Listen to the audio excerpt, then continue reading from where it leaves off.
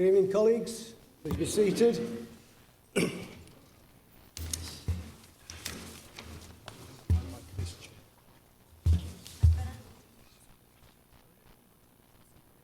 like to welcome everyone to this month's meeting of Newcastle City Council. We will be using the mobile voting system again. Does anyone feel we need another practice? Are you sure? Right, well, there are a number of staff from the digital team in the chamber. Please raise your hand now and we'll skip the practice. Was that a hand, Councillor Woodard?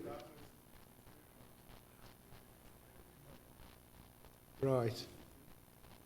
So we're not going to have a practice then, okay? Except in a few minutes' time, no doubt. Do we have any apologies? Thank you, Lord Mayor. We've had apologies from Councillors Ashby, Beecham, Bell, Hindmarsh, King, Lovett, Lower, Lowson, Sharon Patterson, Penny Evans and Webster.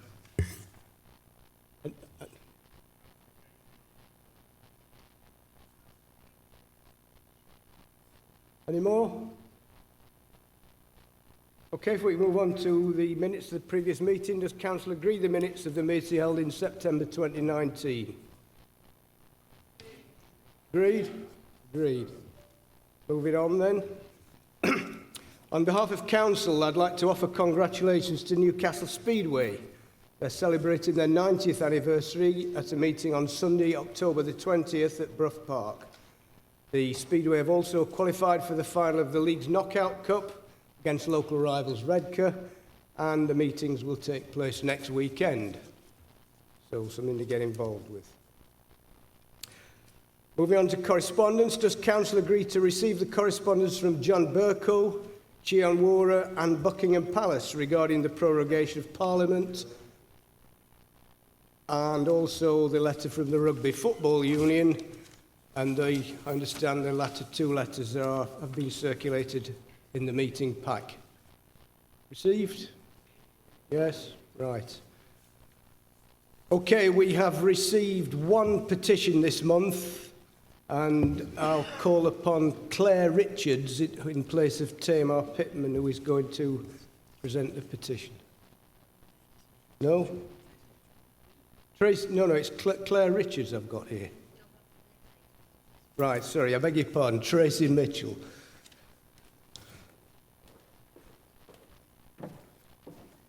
Lord Mayor, I have been asked to present a petition organised by the West Denton Greenfields Action Group and signed by residents of West Denton and the surrounding areas. It is disappointing that the council has made changes to the junction and removed the skate park to make way for housing while residents remain in the dark about the council's plans.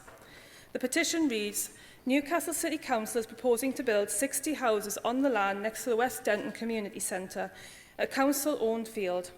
These proposals have been developed with no engagement from the local community, and residents are concerned about the loss of a local facility and the potential impact on local roads. We are under signed call on Newcastle City Council to work with the community in deciding the future of our local field. Lord Mayor, if I may add, as a result of the Council's lack of engagement with the community, this issue has attracted the attention of some people pushing their own agenda, and I urge the City Council to start talking to local people about plans for an amenity enjoyed by residents for many years. Thank you.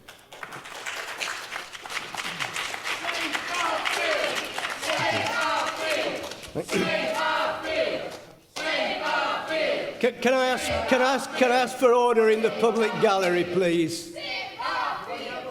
Yeah, thank you.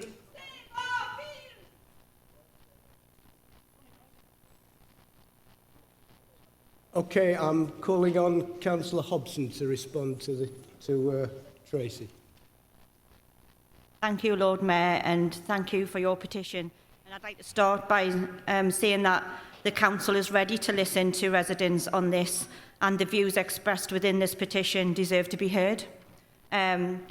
We'll have two competing issues that will define the future of our city, and one of those is ensuring that we grow our housing stock to ensure we can continue to provide houses for those people who want to remain calling Newcastle home, and the other is in preserving sites that make Newcastle a city that we're all proud of.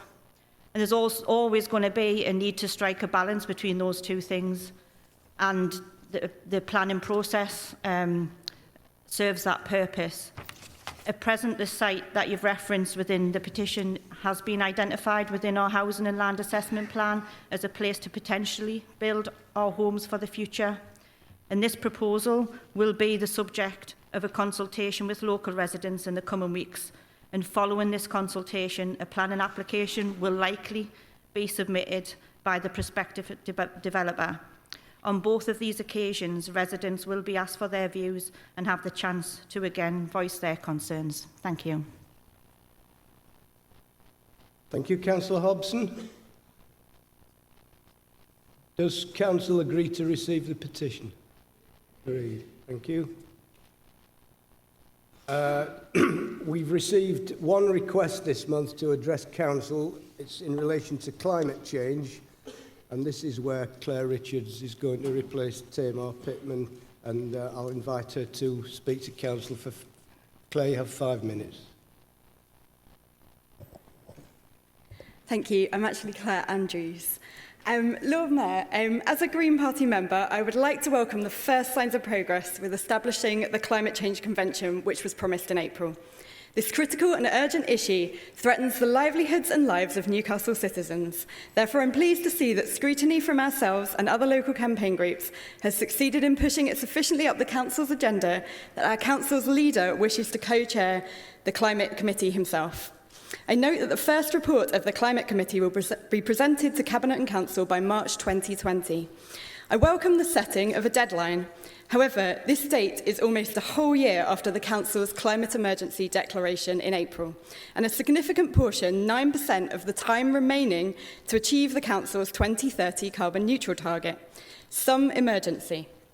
Given that the extensive action that will be required to meet this target, I would argue it prudent to begin taking initial action in the run-up to this report to initiate progress towards that 2030 goal.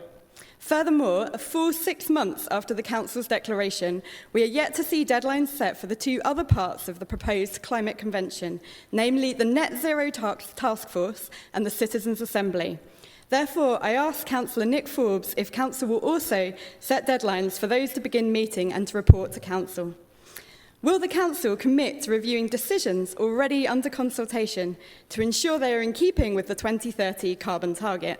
For example, including the redesign of 7 main road junctions in the west of the city and the air quality transport proposals. Will the Council also commit to reviewing existing policy, including in procurement and the development and allocations plan, for compatibility with this 2030 target? As well as setting the ball rolling prior to March 2020, we need to set interim targets to ensure progress begins and with actual emissions reductions. Researchers at the Tyndall Centre in Manchester University have developed an online tool to assist local authorities in setting minimum climate targets for CO2 emissions from the energy system, inclusive of power, heat, cooling, surface transport and industry. For this sector, the tool estimates Newcastle's fair contribution towards meeting the overall UN Paris Climate Agreement to be an annual reduction in emissions of 13% per year. Will the Council commit to this as an interim minimum target for the energy sector? Austerity is no fairy tale, but neither is it an excuse for climate inaction. As a member of the Green Party, I acknowledge that austerity has hit council budgets hard and support council opposition to austerity. However, austerity cannot excuse a lack of action to tackle climate change, which will hit the poorest in Newcastle the soonest and the hardest. There are many ways that this council could begin raising additional funds to tackle climate breakdown, and several no-cost or low-cost actions local authorities can take immediately. For example, what funds has the Council secured from the UK Municipal Bonds Agency for low-carbon infrastructure? What use of legal and planning mechanisms, such as Section 106 agreements and the Community Infrastructure Levy, has the Council made to obtain funding? Will the Council work with neighbouring authorities to introduce a workplace parking levy for larger employers, as Nottingham has successfully done, to better fund sustainable transport, including cycling infrastructure? Will the Council commit any future clean air zone charges to be invested in sustainable transport? Will the council end Alive After 5 free evening parking and instead fund sustainable transport options using this subsidy and the additional parking fees generated? There are many actions possible immediately without additional budget.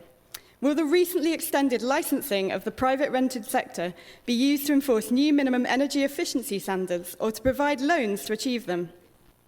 Will planning policy be revised to require higher standards than current national standards for privately built new homes?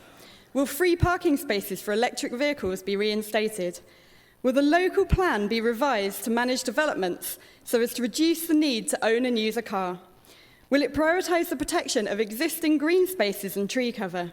Will it identify areas suitable for renewable energy rather than for fossil fuel extraction? Will the money allocated to Streets for People schemes be spent on improving cycling and walking in local neighbourhoods?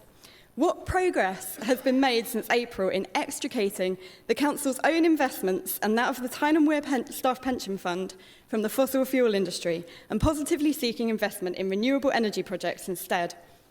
In short, business as usual is no longer an option if we're to avoid a deadly climate catastrophe. We can't delay even until 2020. The hundreds of residents, young and old, who joined the global climate strike rally at Monument in September made this clear.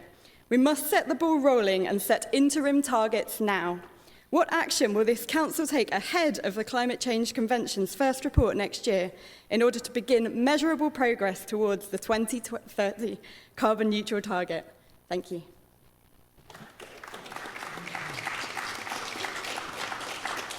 Thank you, Claire. I'll now call on Councillor Forbes to respond. Thank you, Lord Mayor. And I'm struck by a number of the points that Claire has raised this evening were the points that were raised at the last council meeting. And it's simply not true to say that there hasn't been significant progress. In fact, we've been working on climate change for more than 2 decades now, because this council was one of the first councils to sign up to the Nottingham Declaration on Climate Change.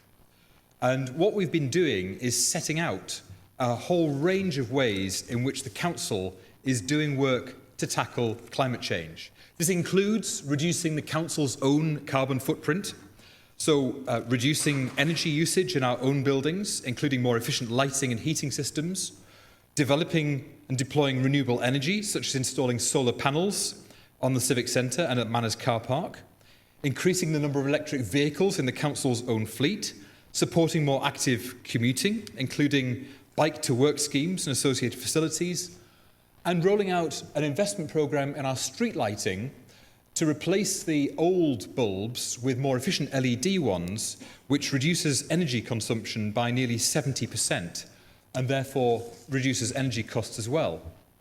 But Lord Mayor, we don't stop there. We prioritise walking and then cycling and then public transport in all of our transport plans. We're installing bus lanes across the city to give greater priority to public transport. I have to say, it's frustrating in the extreme that the traffic adjudicator is we still haven't heard about the John Dobson Street scheme more than 2 years on. But we want to create a bus loop around the city centre that will enable us to have reliable public transport. We want to install new electric vehicle charging points. There are currently 75 of them in the city centre. But of course, what the government does is give us the infrastructure funding to install them, but not the money to maintain them. So we need to make sure that we've got a network of these with proper resources to support them into the future. We've secured £3.9 million to upgrade buses with cleaner engines. We've got the Streets for People programme. We're working with Highways England to improve key junctions. And, of course, we've got a whole lot of stuff going on in our YHN stock, including using robot technology to insulate tenants' homes through an initiative which does underfloor insulation. And also, we provide Energy for the Future project, which delivers home visits for tailored energy efficiency advice to YHN tenants. And of course, we don't just stop with our tenants, we support businesses too. We have a business energy savings team, which gives fully funded energy efficiency audits for small and medium-sized businesses, and we have a minimum energy efficiency scheme where we're taking part in a pilot study to take enforcement on private landlords. So, Lord Mayor, it's not true to say that there hasn't been a huge amount of work already done around climate change, but it's clear what we need to do is embed this work across the whole authority. And to do that, we need to train our staff so that people understand consistently what they're seeking to achieve, and we need a framework to measure the impact on the climate of all of our decisions.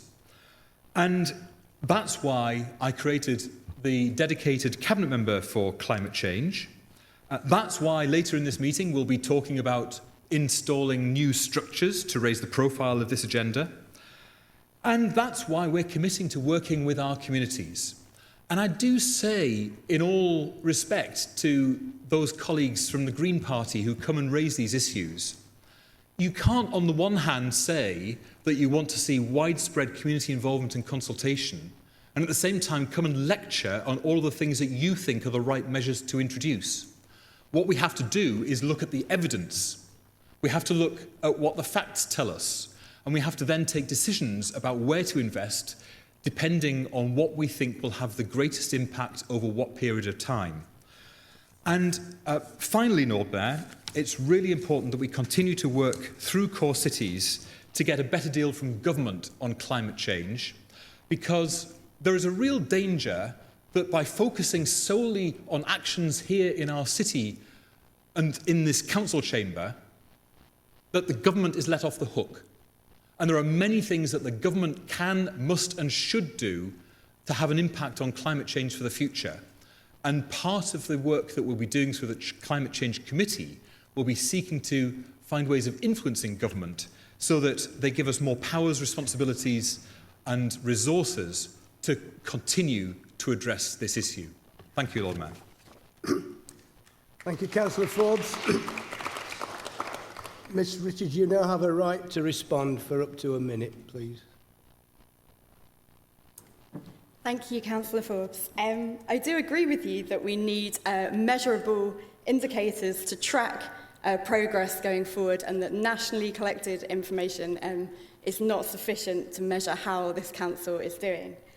You'll notice in your own documents that you claim that 5% of Newcastle's emissions come from council's own emissions, so it's great that the council is taking action within its own four walls, but obviously this is only a drop in the ocean of what's needed.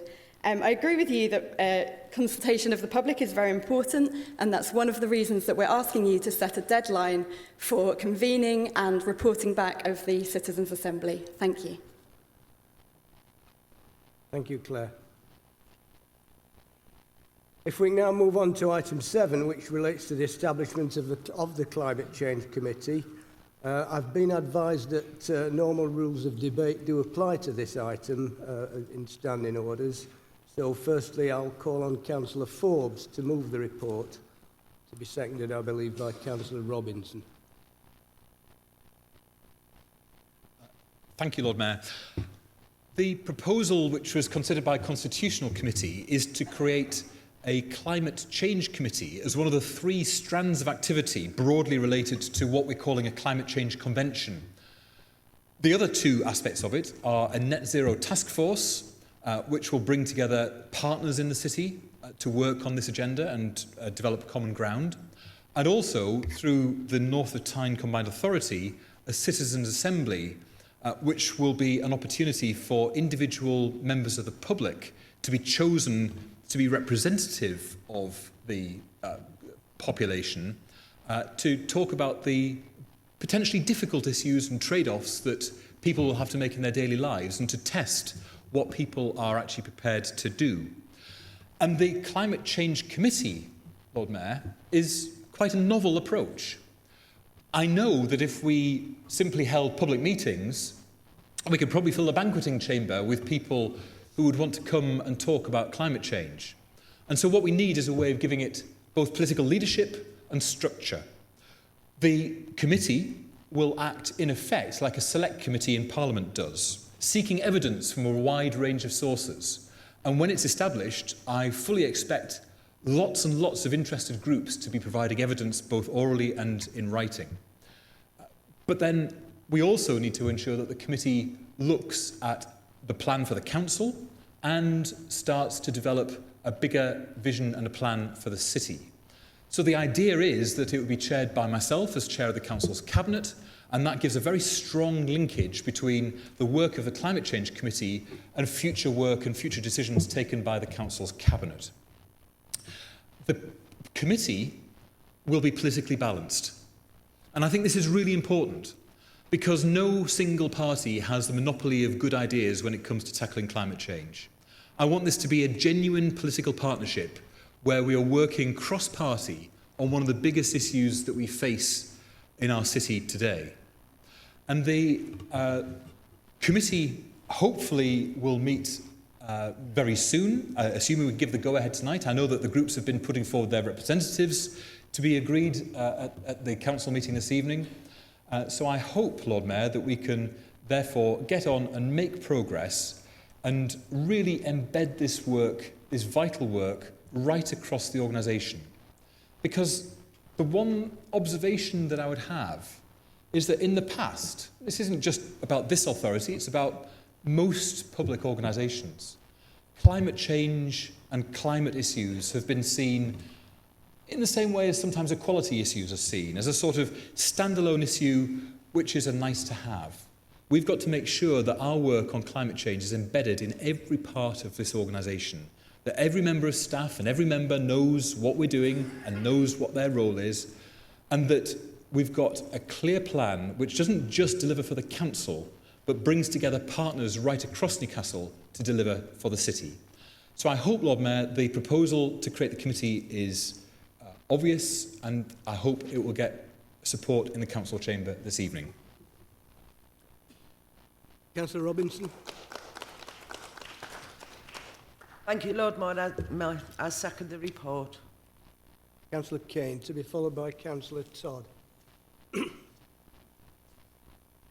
Thank you, Lord Mayor.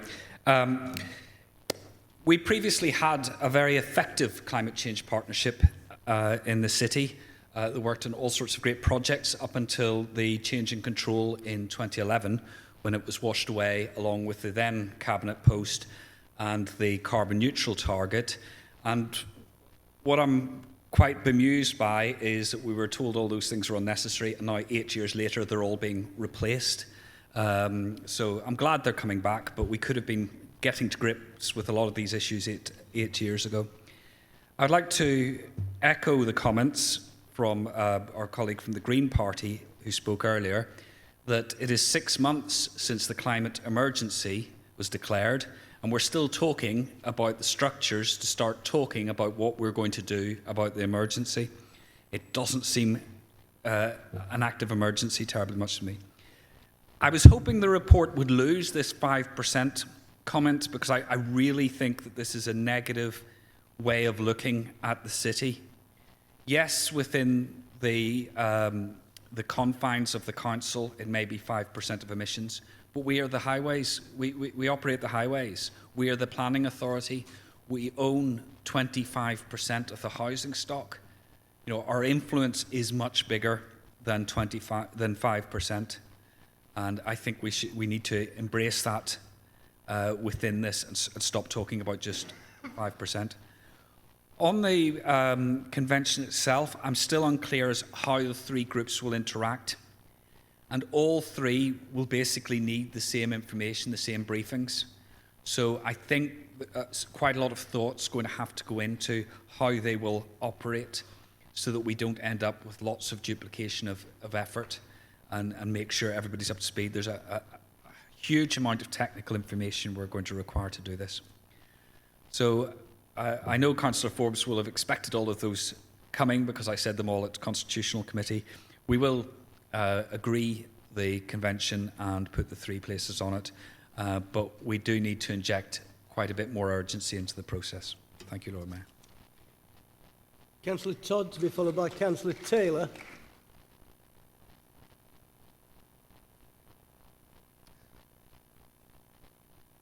Is this on? Oh, it is. Thank you, Lord Mayor, and everybody. I'd welcome the establishment of the Climate Change, Climate Emergency Committee. And I think, by and large, there's a big degree of consensus across most political groups, don't know those on the right, really, but across the city. Sometimes we erect points of legitimate disagreement that might not be that hugely significant in the end because they can be resolved in conversation. But in the party political theatricals, sometimes there's a temptation to elevate those things into totemic significance, make them epic, when actually beneath all the buzz and the hype, there's probably more cooperation and common sense of purpose to be achieved than might otherwise be the case. I was glad that in terms of the continuing record, evolving record of the City Council, just remind ourselves that we unanimously, not that long ago, agreed to try to ensure that the City Council's planning policy acted against any attempt to start fracking within the city's boundaries, and we had a strong, real consensus over that. I won't mention, for the sake of unity, the Lib Dems' own little problem within their party about fracking, but that's something really for them to take up nationally. More positively, I've been proud to be part of a residents' initiative in the inner West End of Newcastle for the past 8 or so years that has grown really from nothing into something quite significant in the lives of people across now 2 wards, Arthur's Hill and Wingrove. Greening Wingrove and Arthur's Hill is an established local organisation. I declare an interest in being a member and chair of that if I need to do that. No financial issue really in there. Over time, we've been doing a number of positive things, which it's open, I think, given resources for other communities to do around water recycling and flood risk prevention, around strengthening biodiversity, around challenging waste and promoting recycling. So there's a lot there that we can really do by coming together. The key word in all of this is emergency, as every speaker, I suspect, will reiterate. We are in an emergency, so we have to do things very quickly. And an interesting new ingredient for us in that is the creation of the North of Tyne Combined Authority, which will handle, as I understand it, the creation of the Citizens' Assembly that will be genuinely participative and a public body that will scrutinise and push forward, I think, the things that this City Council seeks to do. I certainly welcome as one of the first acts of the new Mayor of the North of Tyne Authority, Jamie Driscoll, to implement the United Nations scheme for training a teacher in every school in climate change issues. That was a terrific initiative, and I gather it's getting a really good response. We can do this. I'm optimistic about what we can do about climate change, but we'll do it if we all move together as far as we can, and if we challenge the kind of vested interests that we're going to be up against in this process. That will take some courage, but we can do it. Thank you, Lord Mayor. Councillor Taylor, to be followed by Councillor Huddart. Thank you, Lord Mayor. I do agree with the urgency of the actions that are being taken, and certainly approve of the structure that is being set up with the caveats that Councillor Kane mentioned. Just to reply to Councillor Todd, the Liberal Democrat Party has quite clearly ruled out fracking some years ago, so I'm not really sure what he's referring to. The fact is that we have ruled out fracking, that is party policy. What I did do before this meeting was to have a look at the citywide climate change strategy and action plan that we produced in 2010. And I have to say, it does make me very angry that so much good work simply wasn't carried on.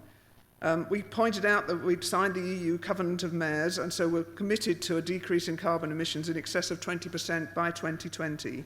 We recognised that we needed a partnership approach because the council only had control over a small amount of the carbon produced, and that's why we set up the Climate Change Partnership.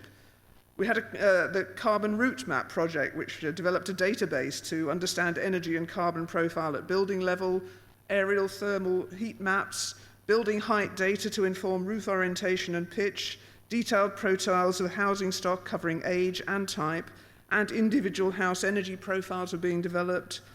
Energy maps to show the spatial distribution of energy demand across the city.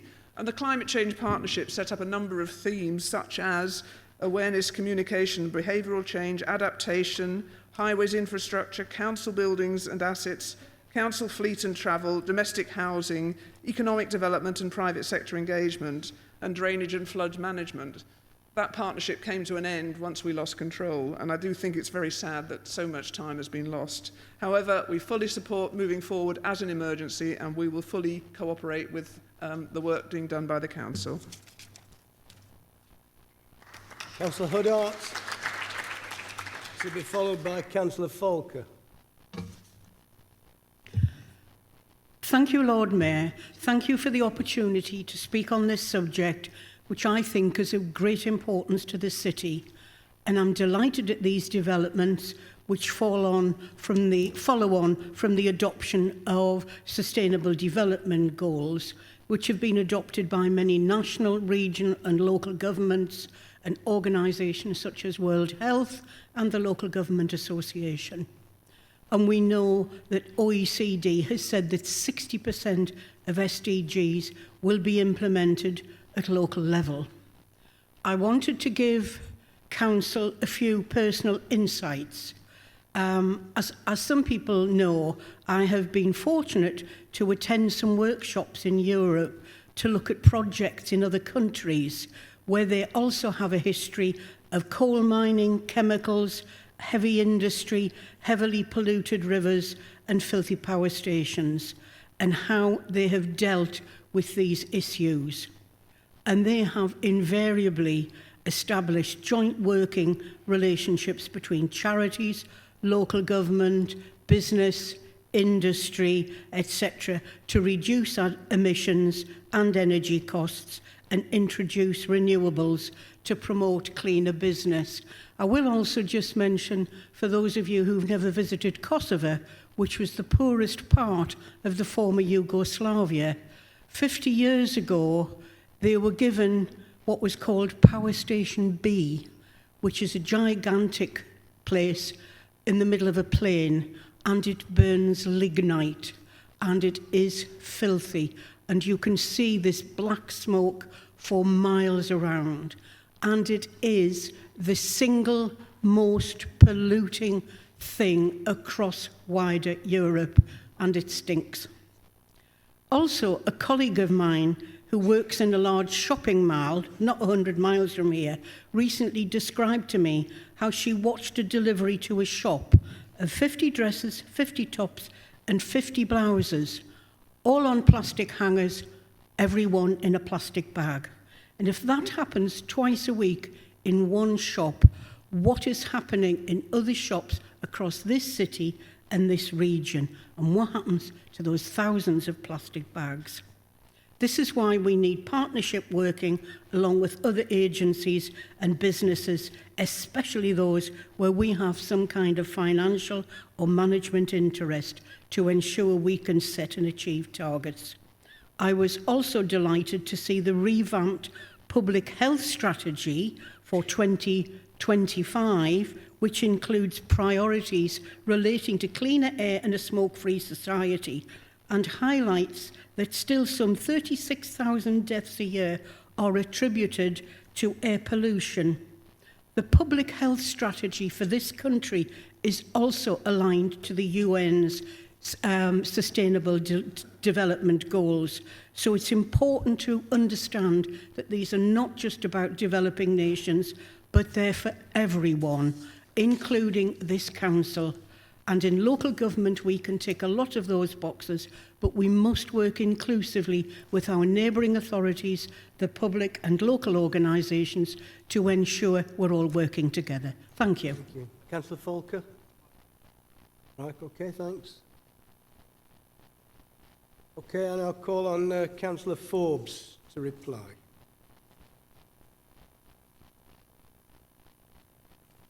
Thank you, Lord Mayor. One of the things that I've learned about Councillor Kane is that he doesn't listen, because he said he was going to ask the same questions at Council that I gave him the answers to at Constitutional Committee.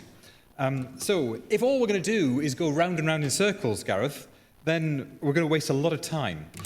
let's be clear, the local strategic partnership was a bureaucracy which tied people up in meetings day after day, month after month, year after year, without any kind of sense of progress.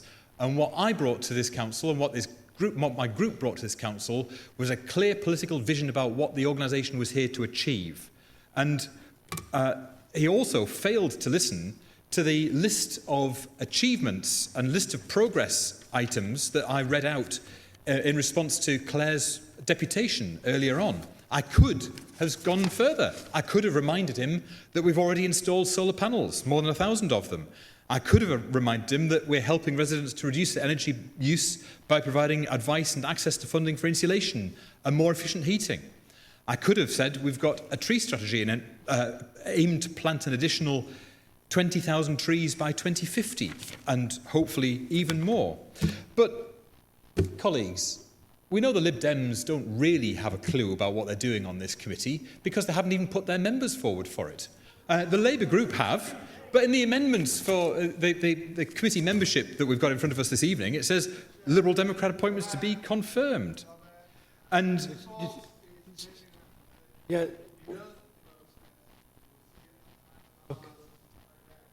Okay, carry on, Councillor Forbes. Very good, Tom.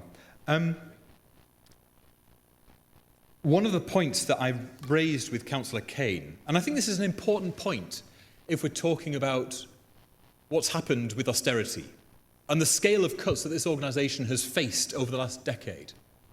We've been in a process of organisational survival.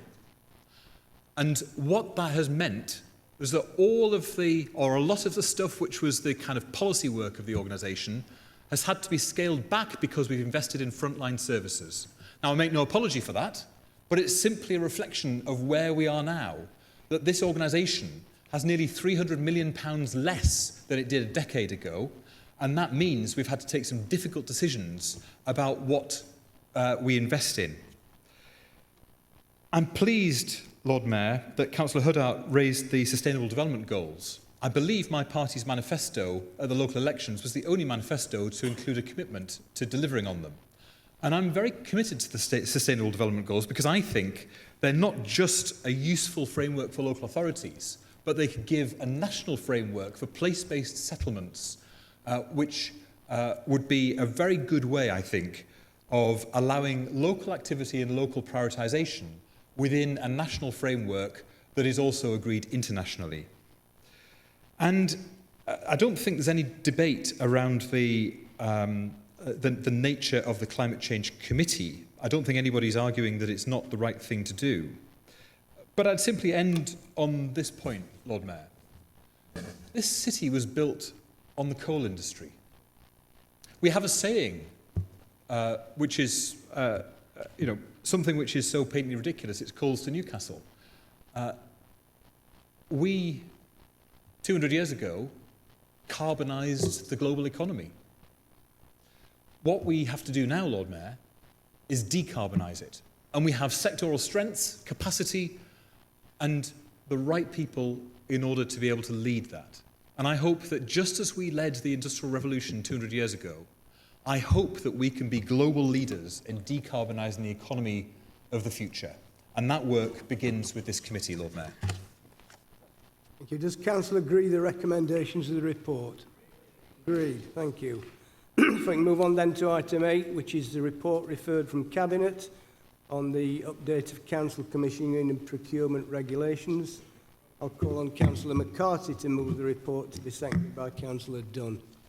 Thank you very much, Lord Mayor. Can I first of all, Lord Mayor, apologise for the length of this report.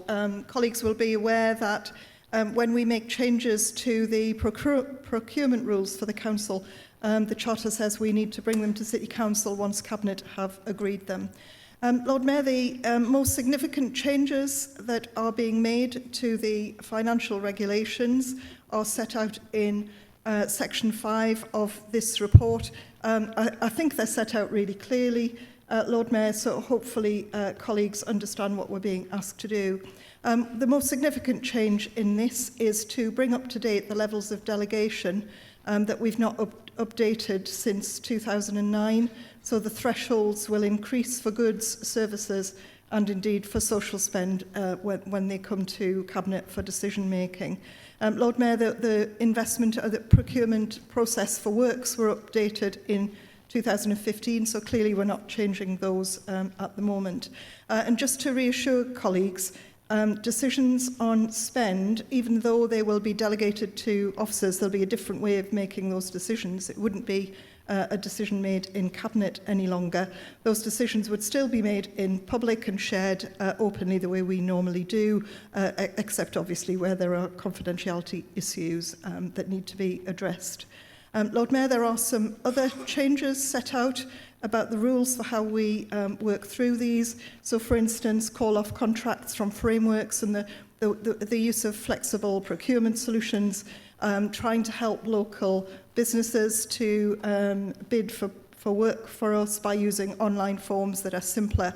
So there are a number of changes in relation to that too that are proposed in this report. Lord Mayor, I'm happy to move it. You, Councillor Dunn. Formally second the report and reserve the right to speak. Councillor Ferguson.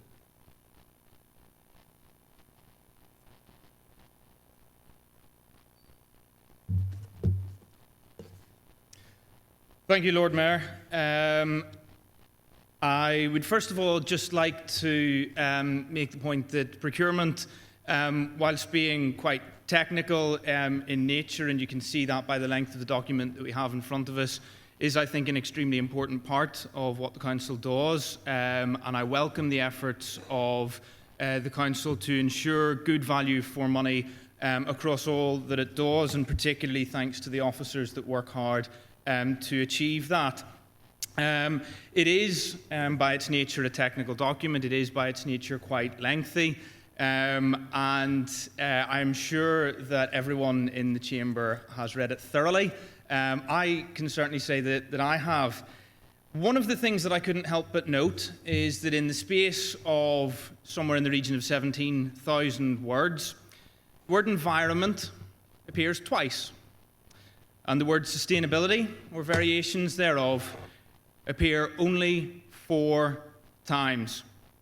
Now, we've just been talking about the climate emergency. We've just been talking about the establishment of a climate change convention, and I think it's highly surprising, actually, that this opportunity to revise the Council's procurement regulations spectacularly fails to miss the point of trying to use our procurement processes and the pressure that we can bring to bear on our supply chains to actually effect real positive change for the climate. Is this not a missed opportunity? You may say that this kind of document isn't really the appropriate place for those kind of words to appear because it is a largely technical document. But I did do a little bit of a look to see what else is out there. I couldn't help but be drawn to our favourite example in this chamber, Nottingham. Nottingham has a procurement strategy that runs up to 2023. And in that strategy, they mention the environment 32 times. Now, I often feel that the rhetoric from the political leadership in this chamber, and we have heard it so far, fails to match the reality. But words do matter to signify intent. So perhaps one of the things that the Climate Change Committee can look at is how to utilise our procurement processes and influence our supply chains for the benefit of our environment before it's too late. Thank you.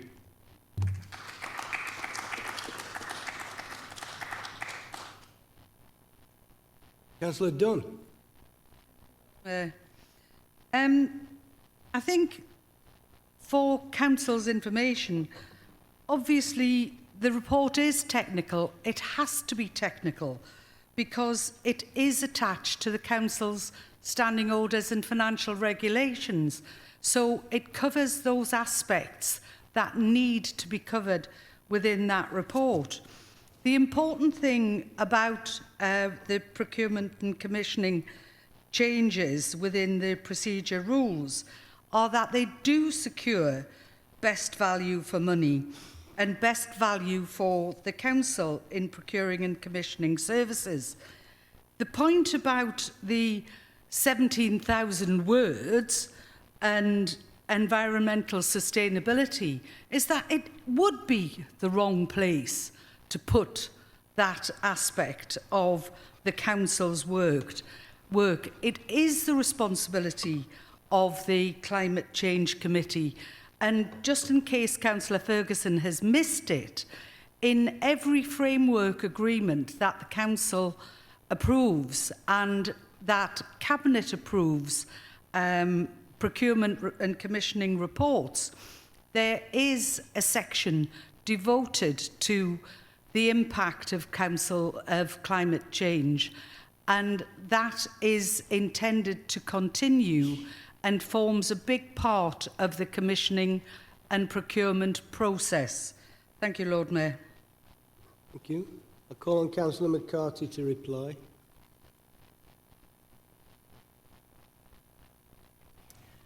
Thank you very much, Lord Mayor. And I think Councillor Dunn has responded to some of the issues that Councillor Ferguson has raised. Lord Mayor, in this council chamber, we're quite used to the Lib Dems coming and telling us we need strategies. I remember in 2011, when we took over this council, there were 106 of them sitting on shelves that weren't actually terribly useful, but they all existed. Actually, having a strategy doesn't mean that you make a difference in terms of your delivery. We in this council have made sure that we have measured the benefits, and I'm sure Councillor Ferguson has seen them because they do indeed come to Cabinet on a fairly regular basis. So the returns on our investment through social value, the investment that we make in the region and in the city with every penny that we spend is quite significant and has massively improved over the last 8 years. Lord Mayor, I kind of rest my case and I'll move the report. Thank you. Does Council agree to adopt the revised procurement procedure rules as recommended? Agreed. Thank you. Anything to say, Councillor Wood? No. Right. We move on to item 9, which is the Cabinet member updates. I'll call on Councillor Forbes to introduce the update on employment and culture on behalf of Councillor Bell. Thank you, Lord Mayor. I bet you're all getting sick of me this evening. Jed, unfortunately, is unable to be with us this evening, so I agreed to move his report. I just want to cover a number of items by way of introduction. Firstly, we're making good progress on employment in the city. Our unemployment rate is still above the national average, but the gap has narrowed. And it looks as though there's a similar trend on wages too. We've got a good track record on inward investment, and the confidence that people have in Newcastle as a place to invest, I think, has really been a game changer. You can see the impact on the city's skyline of the investment that's coming into Newcastle. And change is never easy for people, but cities that stand still are cities that die. And I'm really proud that this city is continuing to grow, continuing to develop, and continuing to create new opportunities for future generations. One of the things that we're seeing is an increase in speculative development. That means that instead of something being basically part funded or part supported by national or local government, private developers are just doing it off their own back. That, I think, is a really healthy sign of the city's economy. And of course, all of this hasn't happened by accident. It's taken a lot of hard work and focusing on relentlessly on making good quality, well-paid jobs the foundation of the kind of city that we want to see. Jed's report covers our major economic strengths, where energy and offshore, life sciences, digital and data and culture. And of course, one of the things that we're trying to do is make sure that the work that we're doing here in Newcastle fits with government priorities. So we're having to talk the language of the industrial strategy and fitting with the twin strands in that around data and ageing. And what that means is that Newcastle is absolutely at the heart of some of the most groundbreaking research going on in the UK and probably across Europe in both data and in ageing. Because it's not just about academic research, it's how that's then translated into the next generation of goods and products and services to support people to be independent, or in the case of data and digital, to support people to transform the way that they live their lives using new modern technologies.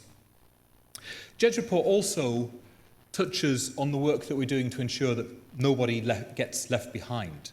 I think this is really important because we know that we've seen a real rolling back of the state in the last decade or so.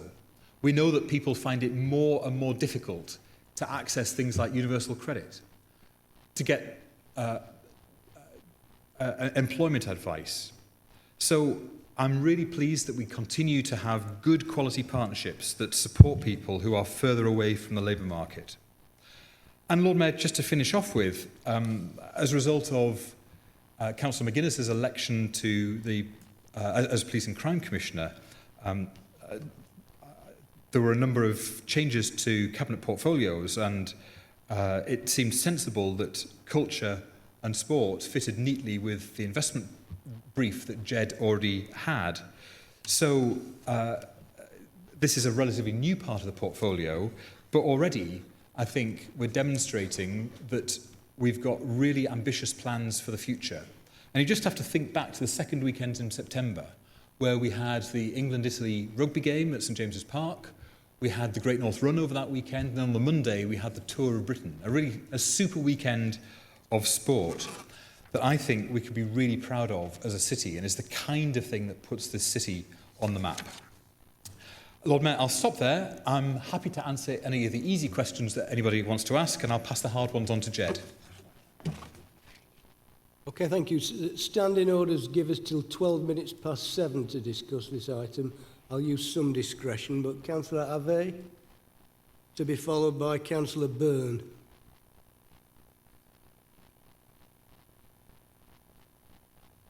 Thank you, Lord Mayor. Given that 10th of October is International Mental Health Day, does the Cabinet have any plans to utilise sport and culture events in the city to raise awareness of mental health issues, most notably suicide and prevention of suicide? And the other question I have for the leader is to ask him if he has any update for us regarding Newcastle Culture Investment Fund, please. Thank you. Councillor Byrne, to be followed by Councillor Stone. As a city centre councillor, I welcome the ongoing investment in the area. I also value the contribution that's made by the smaller homegrown businesses in our city. They bring uniqueness and innovation. So what I was going to ask Councillor Bell, and Councillor Forbes maybe want to refer this to him, is to expand on how we are supporting our small business sector and how we might develop this further in the future, ideally with a healthy number of cooperatives in the mix. Thank you. Councillor Stone. Thank you, Lord Mayor. Followed by Councillor Avery. Thank you. Question. I originally was going to put this question obviously to Councillor Bell, but given Councillor Forbes' comments and his remarks, I think he might well be suitably placed to answer it. I was going to ask about the recent announcements, which I welcome, that responsibility for the European Social Fund would be devolved down to the North Tyne Combined Authority. Could he give me indication of whether he or Councillor Bell would support me in calling for use of some of that European Social Fund resource to be used to plug some of the funding cuts that have been made to the Newcastle Futures Initiative, which very much ties in with what he was saying about creating good quality jobs, about helping people who are furthest from the labour market to regain employment, because I think that Newcastle Futures has done some exceptional work in the city, and I regret very much that it's been cut back as far as it has done. Thank you, Lord Mayor. Councillor Avery, to be followed by Councillor Kane. Thank you, Lord Mayor. Again, this question was obviously originally going to go to Councillor Bell, but I was wondering if Councillor Forbes would be able to expand on how he thinks TWAM, Town Aware Archives and Museums, is faring in this current situation, whether he would like to expand on more detail about how he thinks that's been working, in particular with regards to changes to opening hours and across the estate and how well he thinks that's working.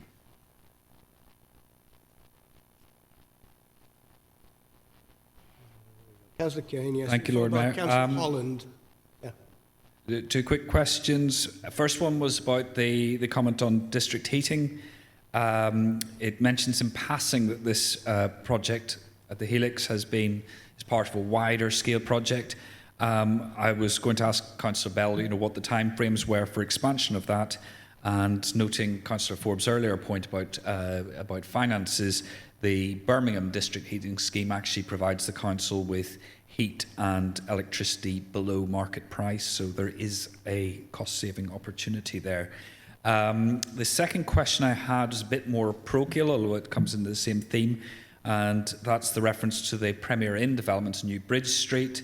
The high-level access through that existing property was under threat by a recent planning application, and I was hoping to ask him for a pledge that that would be kept because it's one of the better pedestrian accesses across the central motorway from the east of the city. Thank you, Lord Mayor. Councillor Holland, to be followed by Councillor Cott. Thank you. My question's about pedestrianisation. I'm old enough to remember buses and delivery vans and everything clogging Northumberland Street. Obviously, as a very small girl. But it's so much better now as a pedestrian area, especially with all those lovely green areas and big deck chairs and everything. I just think it generates a nice sense of community in the city centre. So I'd like to see more streets like that, change to pedestrian only, including Blackett Street. Is this something that the council is looking at? Councillor Cott, followed by Councillor Higgins. Okay, a few questions. I noted in the report the welcome news that unemployment is at its lowest level in the city since 2005. First question is, how does the leader feel that this can be sustained, these low levels can be sustained in the future, particularly with economic threats like Brexit? Under the skills agenda, I was very interested in the work of Generation NE in helping to get young people back into work. I'm wondering how those young people are engaged. How do they become engaged with the organisation? Is it through schools, colleges, City Learning, other organisations? It's really important that we actually engage local community organisations in that as well, where they're in touch with young people. The third question, and the final question, is about the Skills Hub. I think Councillor Forbes will probably be aware of the work the LGA is doing around education and employment and engaging young people in that process. And you might know I'm now on the Children and Young People's Programme Board, and we're actually looking at this at the moment. And I'm just wondering whether there's an opportunity here to showcase some good work at an LGA level that's happening in Newcastle, because Newcastle actually, sorry, the LGA is actually gathering evidence in relation to some of these issues at the moment. Thank you. Councillor Higgins, followed by Councillor Lambert. Thank you, Lord Mayor. My question is on a topic which I know is dear to both our hearts. I'm delighted to see that the report from Councillor Bell makes mention of the 2021 Rugby League World Cup. This event will bring the opening ceremony to St James Park with all its widespread media coverage, and also 3 additional games to be played at Kingston Park, the home of Newcastle Thunder. The economic and social benefits to our city and region will be huge. Would the Leader of Council therefore join me in offering our thanks to all at Newcastle Thunder for their support and the part that they have played in winning this extremely successful bid, and also offer them our best wishes for success in their very important playoff final to be played at Oldham this coming weekend. Thank you, Lord Mayor. And Councillor Lambert.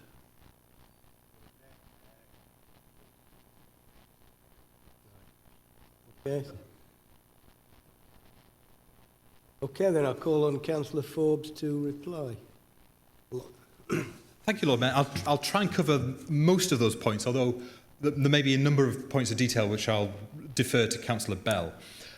Firstly, on the raising awareness of mental health issues, we are firstly doing quite a lot of work with the Newcastle United Foundation around this, and there's some excellent work that they do in terms of outreach.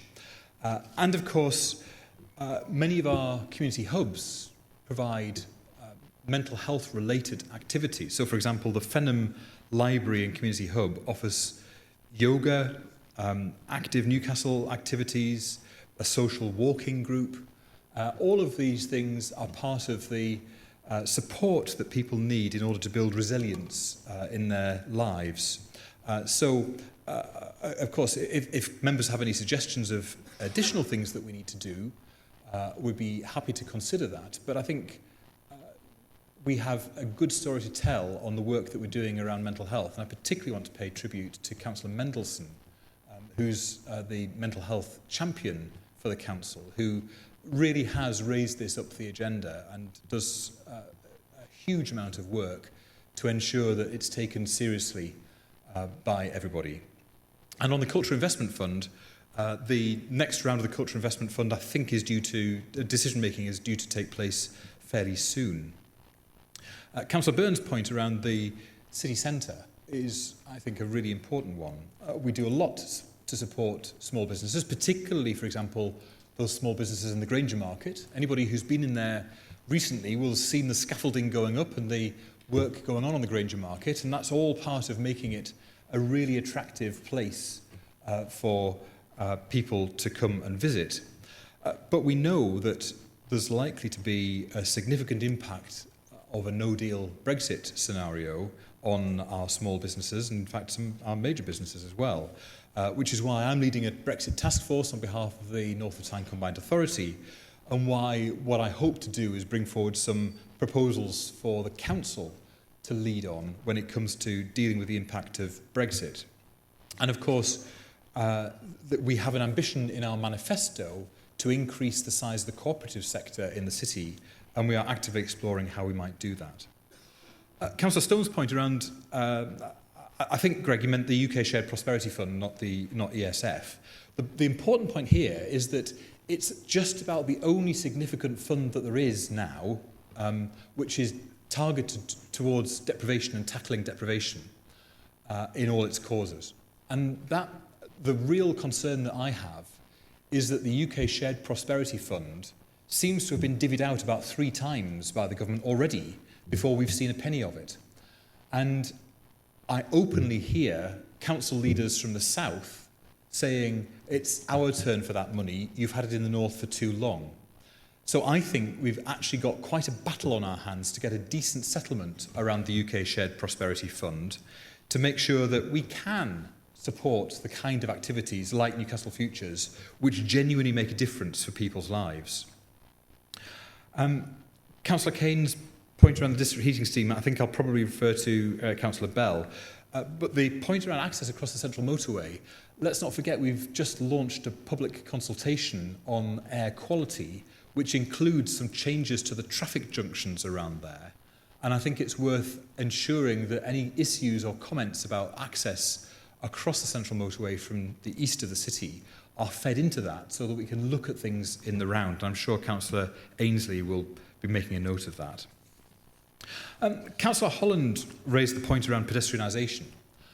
We have already an agreed plan to close Blackett Street to traffic. We've been doing it on a temporary basis with one-off events for quite a period of time now, and it's absolutely part of the council's core strategy that we would close it through traffic. To do that, however, we need to get the bus loop reliable, and as I said in a previous answer in the chamber, I have a real concern that we are more than 2 years on and still have not had a decision from the traffic adjudicator around the bus lane on John Dobson Street. And that's holding up the entire bus loop around the city centre and therefore holding up plans to pedestrianise Blackett Street. But I would like to go further. Grey Street, which is often talked about as one of the most beautiful streets in England, actually, I think, is probably the most beautiful car park in England. I would love to be able to pedestrianise Grey Street over time, because I think extending the pedestrian area of the city centre is the kind of thing that will really get people to think very differently about how we use our public space. And Newcastle was redesigned around the car in the 1960s and 1970s. And sadly, we're still unpicking a lot of that legacy now. But that's why, Lord Mayor, I'd like to see us really expanding the boundaries of pedestrianised areas in the city centre. Not just because it's good for the city centre, it's good for businesses. All the evidence is that when you have pedestrianised areas, people shop more in them and people do more social things in them. But also, it encourages people to walk, and that can be good for people's health and mental well-being too. Councillor Cott asked about unemployment levels and whether we can sustain that. I have to say that's not in the gift of the council. It does depend to a very large extent on what happens with the national economy. And of course, we know that the economy of the North East is often earlier into recession and later out of recession than the rest of the country. And personally, I think we are closer to the next recession than we are to the last one, which is why we need to start preparing now. That's why we have the Brexit Task Force, and that's why we're starting to do some thinking in the council about what we can do to support people through what might be a particularly turbulent economic period.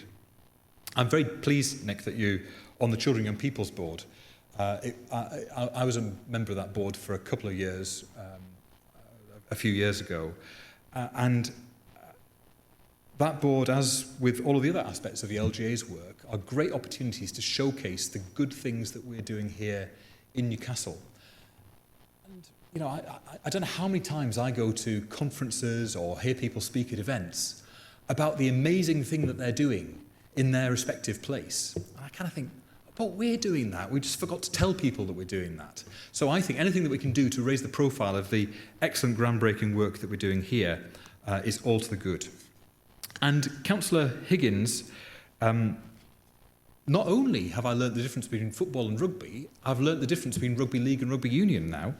And the Rugby League World Cup, which we've been working to bring to the city for quite some time now, I think will be another fantastic opportunity to put Newcastle on a global stage. We know from the Magic Weekend that there's a very ready pool of people willing to come and watch rugby league games in the city. And having the Rugby League World Cup opening ceremony at St James's Park, I think will be a fantastic celebration for us. The icing on the cake, of course, is the 3 additional games that have been announced at Kingston Park, mainly because the stadium that was supposed to be built in Workington hasn't been delivered on time, and as a result, we've got their games. But I think that means that the whole focus of the opening week of the Rugby League World Cup will be on Newcastle, and I hope that's a fantastic opportunity that we make all the very best of. I apologise if I've missed anybody's points, and there are a couple of points there around detail that I will refer on to Councillor Bell. Thank you. Does Council agree to receive the report? Agree? And if one can be assured that the questions that weren't answered will be emailed around in due course to everyone. So we move on to the update on environment and regulatory services. I call on Councillor Kemp to introduce the report. Thank you, Lord Mayor. Council, this is the 4th year I brought this annual report. I'm delighted to bring it, very proud of the achievements of the Directorate and the service. I'll make it clear that this report will reference only Newcastle, no reference to Nottingham or any other cities. And people will be pleased, particularly on the opposition side, that there will be many references in the report to environment. So I'm hoping you'll be satisfied with that. I'm not going to spend a great deal of time reading through the report because I am dutifully recognising you will have all read it with great interest, no doubt armed with a myriad of questions. I think fundamentally the point I would like to make is that this council and this council service, which is broad and wide and varied, is very much often the front face and the service that most of our taxpayers, our residents actually receive on a daily basis. And I really just want to play testimony to our frontline staff, our management, who all work together collaboratively to deliver in incredibly trying times. The austerity measures have hit this service fundamentally full on with brute force for year upon year, and yet we consistently deliver an excellent service, one I'm incredibly proud to represent politically. So, Lord Mayor, I'd just like to place my record of thanks to the staff, to the management of this service, and I'm very happy to take any questions. Councillor Cade. To be followed by Councillor Chisholm. Thank you, Lord Mayor, and thank you, Councillor Kemp, for bringing a comprehensive report to Council once again. The report references that the waste strategy has been the big focus this year, building on the work of the Waste Commission. I had a quick look at the Waste Commission report. It said that it set targets such as overall waste per household and businesses down by 10% by 2025, waste sent to landfill to be less than 10% by 2025, and the recycling rate increased to 65% by 2030. I couldn't find any of those targets had actually been transferred across into the waste strategy. There was only reference to looser national targets, and my question is why that would have happened. And other recommendations such as the reuse mall as well seem to have just disappeared from the waste strategy. And we've been talking tonight about the Climate Convention, getting experts in to give their advice, getting members of the public in to give us their advice. And I was wondering if Councillor Kemp could reflect on the process that happened with the Waste Commission and how lessons that might be learnt for the Waste Convention so it is not a waste of time. Thank you, Lord Mayor. Councillor Chisholm, to be followed by Councillor Hall. Thank you, Lord Mayor, and thank you, Councillor Kemp, for the report. I was pleased to read in the report about the work that the authority is doing to monitor the impact of the 2019 Tenants Fees Act. The removal of unfair and hidden fees is very important to tenants in the private rented sector. They often have to move house very frequently. They often have to spend a large proportion of their income on housing, and unfair fees make it hard for them to access decent housing and are an aggressive device that's been used to exploit too many people. So the TFA is new, but there have already been reports of landlords respecting the letter of the law but trying to work around it to find new ways of charging tenants unfair fees and costs. So, for example, some landlords are now charging pets rent. I read a report of a dog being charged £40 a month. That dog's not allowed to claim housing benefit, I understand. And actually, we know that often vulnerable people are more reliant on their pets, and although it's funny, it's also quite a serious issue. There are also hidden default fees that are now allowed in contracts, and holding deposits that you may have to pay just to apply to move into a home. I'm not here to rubbish all private landlords. Actually, just yesterday at my surgery, 2 homeless people came to see me.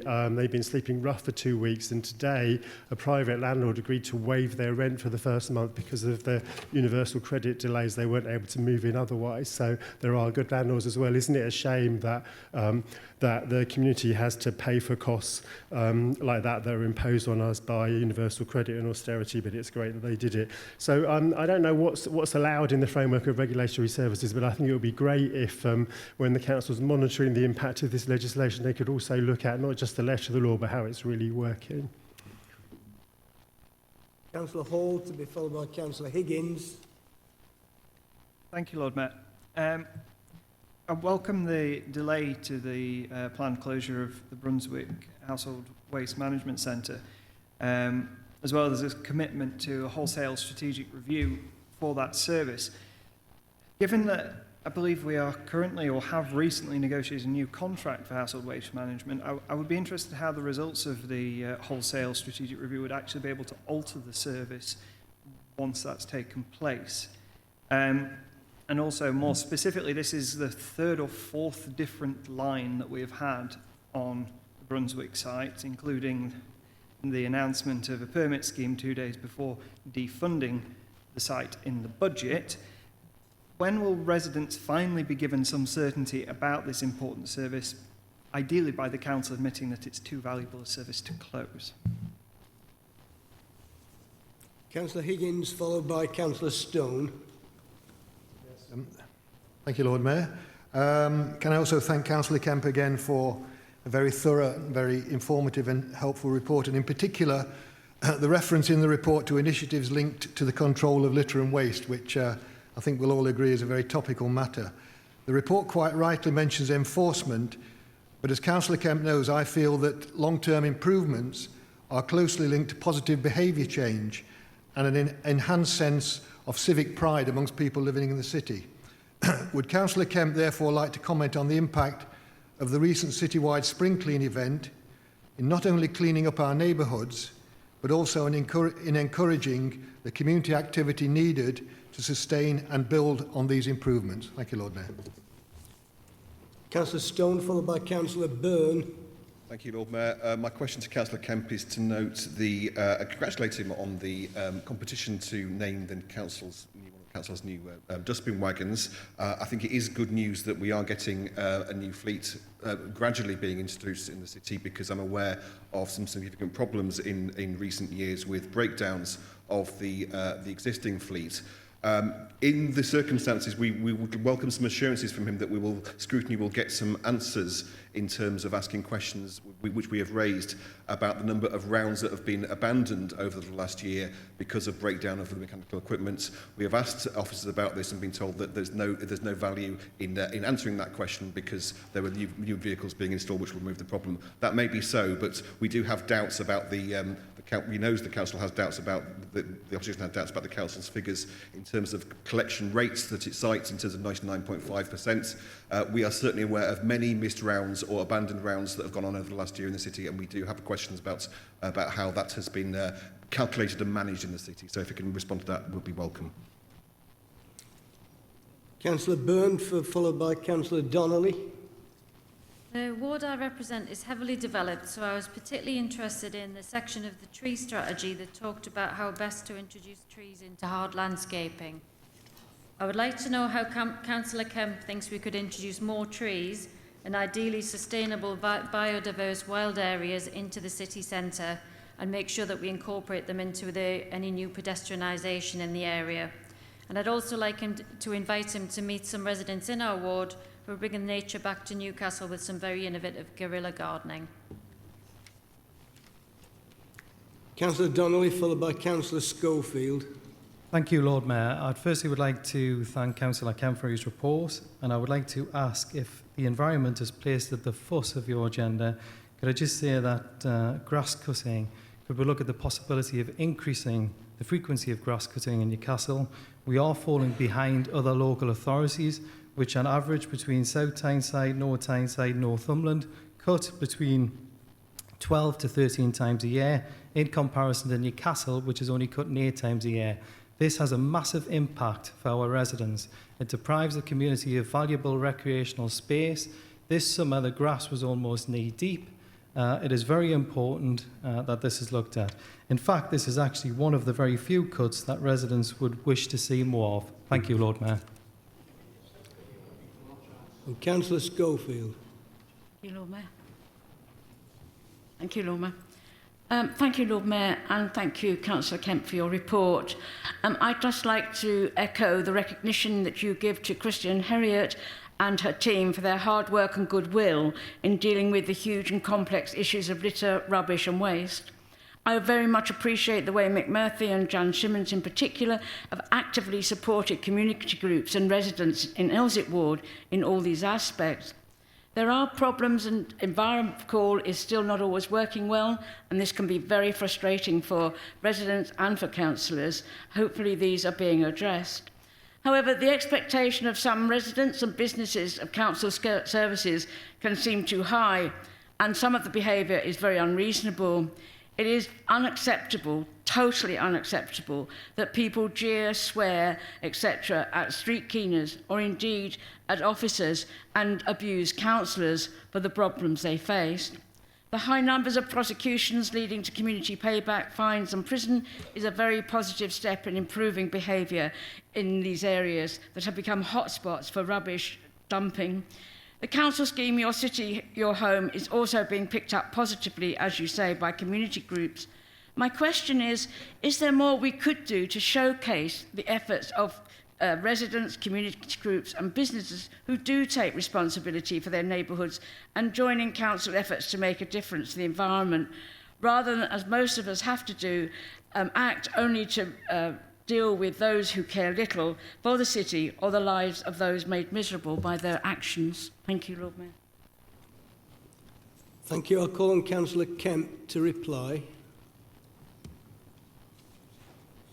Yeah, we'll give you a minute or two, or a second or two anyway.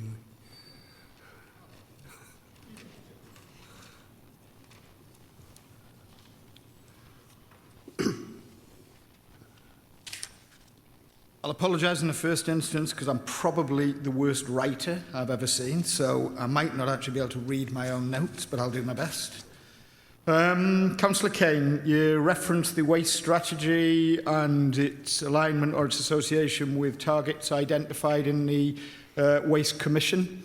As the person who created the Waste Commission, I think the point I made right at the outset was that this was an independent body that was sitting at a city-wide level, not simply the City Council. So there will be some differences in the targets and figures between the City Council waste strategy, which belongs to us, is owned by us and we're responsible for, and the Waste Commission, which is the ambition of achievements across the whole of the city. So yes, there will be some challenges between them, but we obviously aspire to the highest targets and the greatest achievements. With regards to lessons learnt from the Waste Commission, I think probably the first thing I would say is that when we conceived the idea, we went out and we were very clear that we wanted to secure the experts that existed both within the city but importantly outside. The first point I would reference is that I was overwhelmed by the response we received from people of significant stature and experience and knowledge professionally across the whole of the UK, who all recognised and acknowledged that what Newcastle was doing was groundbreaking. Genuinely was felt that we were putting the whole issue on the map. So I think there was a point about being ambitious, identifying people who saw value. I think there is something in the geography of Newcastle being of a scale that is actually of interest and deliverable for people. And I think it's also the point about managing expectations, because ultimately, as a party who delivered strategy after strategy and didn't actually implement, what we're clear about is actually having commissions that can set achievable, deliverable, but ambitious targets. So I would say that there's work in progress with the Waste Commission. The waste strategy is one element of that. A number of the working groups that we've established since are examples of that being delivered. So we have the Food Waste Partnership, which is alive and healthy. I was at a meeting last week regarding that, looking at different initiatives and identifying support from RAP and from central government. Regarding the reuse MAL, well, I'm pleased you're not acknowledging it's in existence, but we actually have visits and discussions taking place with reuse MALs that exist elsewhere, and we are very focused on what's actually deliverable. But rather than jumping in with both feet, we're trying to do something that will have a long-term sustainable benefit for the city. So I think it's a matter of its work in progress, but we're getting there. Councillor Chisholm. Yes, you're absolutely right to raise the Act. I think it's an incredibly important Act that does look to provide support to some of the most vulnerable people in our communities. You're also correct to say it's a very new Act, so only been in place since June. What I would say is that the team led by David Ellington, Trade and Standards, are monitoring it and as it's been implemented. As you say, there's a lot of good practice. Unfortunately, there is some bad practice. There are staff who are monitoring and they are taking note of the complaints that are registered on the website and are received by the team.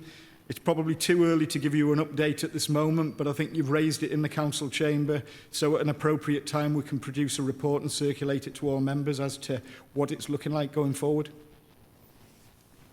Councillor Hall, I don't know about the 4 different lines. What we've tried to achieve with Brunswick is to actually retain its services to be operational for the citizens of Newcastle. So I am delighted that it is in the report that we continue to be able to do so. So despite the numerous newsletters that are no doubt going into that landfill site and into the recycling facilities, you don't need to print anymore because it's open, so you can stop that and actually put in some other use. With regards to the actual wholesale review of the household waste recycling service, yes, that's exactly what it is, wholesale. A contract to provide a service doesn't preclude it from actually changing and adapting because the service is to the City Council. Now, I am not going to predetermine the outcome of a professional and strategic review of all our sites and exactly what our requirements are. And part of that is being cognizant of the waste strategy, the work of the Waste Commission, and understanding what future trends will be.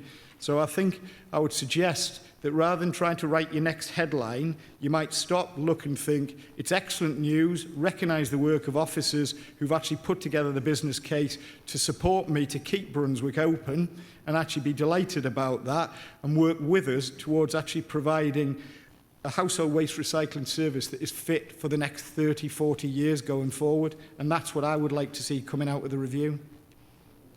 Councillor Higgins, yes, I think it's kind of carrot and stick, really, the enforcement and behaviour change.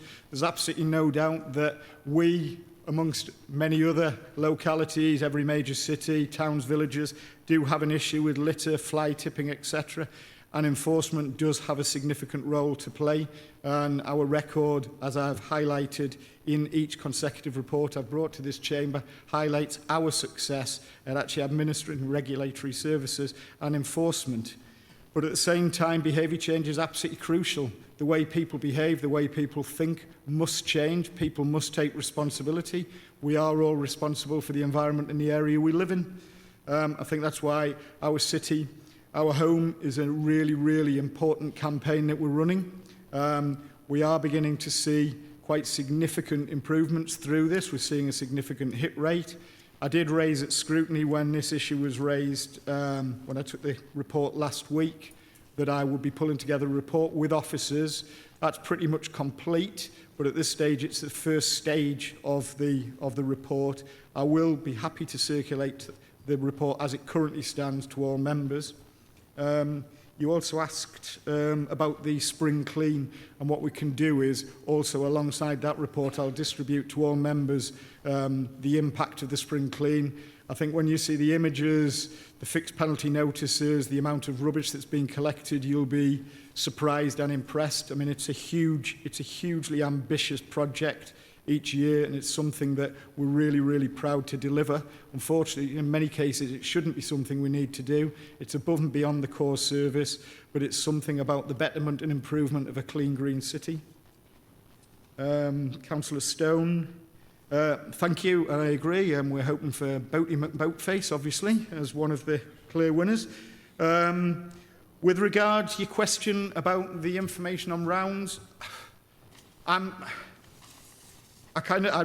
like to look forward, not backwards. So I think what I would say is I will very happily sit down alongside management with a number of you and your colleagues if you have specific issues on particular rounds around what the issues are. I'm not quite clear what the benefit and purpose will be achieved of actually saying, could I just finish my response, please? I'm not clear what will be the purpose and premise of actually understanding, well, a wagon, which we actually know needed to be replaced and has been replaced, actually didn't manage to deliver the services, and therefore on the next day we put in an additional service and managed to meet the requirements. On a service that's delivering across this city in every condition, quite often with thoughtless parking in many, many areas, to deliver a success rate of close on 99.5%, I think is exceptional. And I think the idea of keep pulling away and saying there's millions of bins being missed is firstly mischievous, and actually it's wrong. But I am very happy to sit down with colleagues of any party to sit and say, if you want to look at specifics and look at rounds and understand challenges, we have actually been reviewing the rounds themselves to make them as operationally efficient as possible. And that's efficient in the delivery, but also the timing. Then we'll be happy to do that. Councillor Byrne, I think the point you raise really relates to the biodiversity strategy, the BAP, which looks at the enhancement of open spaces and built areas. So I think where we're currently at, now the BAP actually sits in Councillor Bell's remit, whereas I've got biodiversity, the kind of BAP sits on the planning side with JED. What I would say is I think that we would be very happy to look at any example where there is an area where the enhancement through the enrichment of biodiversity can add value into an area, we would look at that. Clearly, as I've outlined at the outset, there are budgetary constraints on anything we do, so we'll have to have an evaluation of the actual financial cost against the economic and social benefits and environmental benefits. But where there are examples across the city, if councillors have examples that they would like to actually introduce us to, I and officers will be very happy to come out and visit. So to answer your specific question, yes, we'll certainly come out. And with regards to the delivery and possible implementation in this area, then we would obviously work with local councillors, volunteers and community groups. Councillor Donnelly, yes, the issue of the grass was probably as long as the letters and emails that you send in to the staff, probably occupying more time than it would take to cut the grass that you're complaining about. But in all seriousness, the answer to your question is we took a decision, a budgetary decision in this chamber. Now, to change that budgetary decision, as in any decision, will have a consequence and an impact. So we'll need to consider what it is you would rather not do in order to do this. So, and you can't just take one cherry pick point. You'll have to take that in the whole of the budget pie. So if you can come forward with your recommendations of what that would be, then throw that in to the budget decisions this year, then that will be taken into account. What you do have to take into account that there was different seasonal changes this year which did see a significant growth, and the timing of the cuts was different this year. You do reference other local authorities. Now, this local authority took a strong and determined political decision to set out 3-year budgets, way ahead of any of our neighbours. And I think you watch with interest whereby that regularity of cutting is starting to drop back. And I know that the discussions are taking place in neighbouring authorities looking at what our regularity of cutting is. So rather than looking across boundaries and seeing what other people are doing, I think we've got to work within the means we have. I'm very happy looking, and you know the amount of attention that your correspondence receives from officers on an hourly, if not minute-by-minute basis. But actually, if you could take your foot off that pedal, maybe get onto your lawnmower, you can join quite a lot of our many voluntary community groups who contribute so much in the environmental agenda across the city. And I'd welcome you to do that. And if you'd like me and officers to come out and have a site visit, we'd be very happy to do so. But please, if you're wearing the environmental protection that you should be doing, please ensure it's not city council, employment, clothing, that it's stuff that you've bought yourself. And you know exactly what I refer to, so there you go. Councillor Schofield, on the issue of the EnviroCall service, as colleagues across the chamber will be aware, work is still going on between our staff and YHN around the customer care and support services. Much progress has been made, and we're very clear that the service is getting embedded and the timings will improve. It is a challenge, we all recognise it. I've been on the record many times, but I recognise making that point, but I equally recognise the huge amount of work that staff have been putting into this to make it right. But it is that frustration of the first point of contact, so it's absolutely critical we get it right. You make the point about abusive behaviour to council staff. Obviously and fundamentally, that's just wrong. It should not happen. What I would say is if it does happen, I would ask that any council or any community group would report it, because actually some of the abuse is actually probably of an offence that would require police interventions, because some of the abuse is absolutely phenomenally foul. And with regard to the issue about can we showcase residents' efforts more, yes, I think we can, and I think I've been having conversations with the comms team about other opportunities through our Your City, Your Home campaign about actually highlighting and promoting. There's also opportunities from the Waste Commission with the website that we established there about feeding in and actually having a portal which can showcase the amount of work that's taken place. When we launched the actual campaign, we had over 40 groups who were all present explaining to us the activities they were doing. So I think I would finish that question by really putting on record my appreciation and thanks to all those community groups who are stepping up and working with us to deliver the services in the city. Thank you. Does Council agree to receive the report? Agreed, thank you. Item 10 of the appointments which are before you, are they agreed as set out? Yes, please, Councillor Woodcock.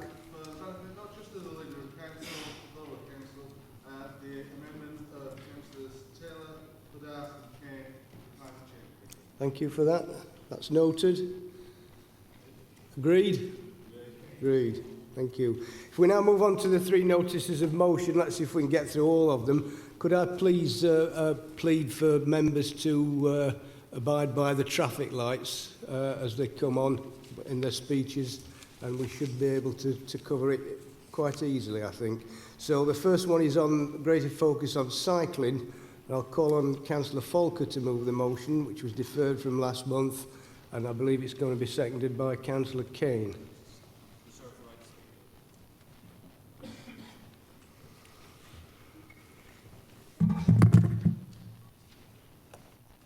Thank you, Lord Mayor. We aren't doing enough to tackle climate change. It's amazing the amount of time that politicians of all creeds spend exchanging verbal blows about what they have and haven't done, what their opponents have and haven't done in order to deal with this matter. But when you get down to the facts, we are not doing enough. Since 1970, 60% of the world's biodiversity has been lost. We're rapidly moving towards a tipping point at which we will do irreparable damage to our planet. And we don't have another one. There is no planet B. Across the planet, if we don't act in a serious, meaningful way soon, we are going to be in real trouble. We depend upon predictable temperatures and biodiversity for the most fundamental cornerstones of our existence on this planet. Everything from our ability to grow crops to our immunity to disease. Obviously, we can only do our bit in Newcastle for the people of Newcastle. As a new councillor, I'm not familiar with all of the internal workings of this place, but I have to say the fact that it has taken months to set up a committee to respond to what is an emergency is frankly sickening. This is an emergency. Traditionally, emergencies are responded to in seconds, minutes, or hours, not weeks, months, and years. What is more, this is an issue that transcends politics. It's an issue whether you're a Liberal Democrat, whether you're a member of the Labour Party, whether you're one of Nigel's latest band of nutters. It's an emergency, and it's a scientific reality, and it's going to affect us all. The reason that I wrote this motion is because when we're dealing with an emergency, you need to identify the quickest, biggest wins and go for them straight away. The fact of the matter is that there is nothing sane or rational about using 1.5 tonnes to move 80 kilograms of human around a city. That is insane. There is nothing good in the average cost of ownership of a car for £300 a month in Britain. That does not bring any benefit to the lives of the people that live in this city or anywhere else. However, the fact of the matter is that we aren't providing good enough facilities for an alternative. There is one really good cycle lane in this city, and it's about half a kilometre long over that way on John Dobson Street, and that's about it, really. If you take a look at the cities around the world where cycling works for people, it's those cities where cyclists do not have much interaction with motor vehicles, where they can store their bikes without fear of them being stolen. Regardless of party, we're here because we want to benefit the lives of our fellow citizens. We all want them to live healthier, happier, more fulfilling lives. Cycling is an activity that, with the application of well-thought-out policy, can bring huge benefits to the health, the transport in this city, and the environment. So I would like to make a plea to every councillor in here tonight to vote for the motion as it was originally submitted, not the motion as castrated. It's 2 pages, frankly, now, of how great cycling is. We all know how good it is. We need to set targets like the 33% of journeys under 4 miles being taken by cyclists instead of in cars by 2025. We need to build cycle storage facilities so that people know that they can leave their bike in town and it will be safe. And we need to have an extensive cycle network that is suitable for a 12-year-old to cycle on without much experience, or somebody who is not confident on a bike to cycle on. Not cycle lanes that share space with cars, that are full of parked cars, a cycle network where people feel safe and don't fear the consequences of an accident or an interaction with a car. We need to be bold, we need to be brave, and we need to act fast. I would urge Council to vote for the original motion. Thank you very much.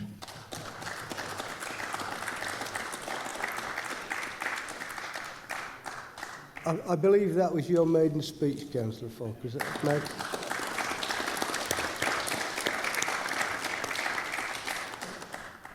Councillor Kane has indicated he has reserved the right to speak. I now call on Councillor Ainsley to move an amendment which will be seconded by Councillor Higgins. Thank you, Lord Mayor. Yes, I really intended to bring this as a friendly amendment, simply because I feel that the motion doesn't go far enough to promote active travel in all its forms, but the Lib Dems rejected that offer. I find it slightly ironic that we should be debating this motion when less than 2 weeks ago, on the same day as the global climate strike, the Lib Dems thought it was appropriate to launch a petition to actually oppose the creation of a cycle lane. You know, I mean, talk about action speaking louder than words, when usually it's actually strategy speaking louder than action. We need to encourage people to walk and scoot as well as cycle and acknowledge the rise of electric bikes and other micro-mobility solutions such as e-scooters. Since 2015, Newcastle City Council have worked in partnership with Strands, and the 2017 Bike Life report found that almost 9 million trips were made by bike that year, taking almost 7,000 cars off the road network, with health improvement benefits worth a saving of over £500,000 to the NHS and producing a benefit of £24 million to the economy. The 2011 census, note that year, 2011, found that less than 3% of residents cycle to work. In comparison, surveys that show that 5% were cycling to work in 2015 and that 7% were cycling by 2017. This figure continues to rise and is mainly due to the investment in infrastructure that the Lib Dems petition against. Surveys show that there was a 27% increase in cycling numbers in Newcastle between 2005 and 2010. There's been an additional 38% increase between 2011 and 2018 since we took control of this council. The cycling strategy was updated by the Labour administration in 2011, and this formed the basis of the city's successful application to become a cycle ambition city in 2013, becoming one of only 8 English cities that achieved this status and secured £16.3 million worth of funding. Far from only having one decent cycleway, according to Councillor Falker, cycling ambition status has enabled us to provide approximately 16 kilometres of new cycle routes being built, with a further 2 kilometres planned and due to be built in the coming year. There's also a further 10 kilometres that have been designed, ready to be implemented as and when the future funding may be secured. Infrastructure improvements have contributed to a marked increase in cycling, including a 4-fold increase on John Dobson Street and a 22% increase in cycle trips along the corridor in Gosforth. We've developed a local cycling and walking infrastructure plan. This will include how journeys can be linked with neighbouring authorities, following on from a successful engagement and consultation exercise earlier this year.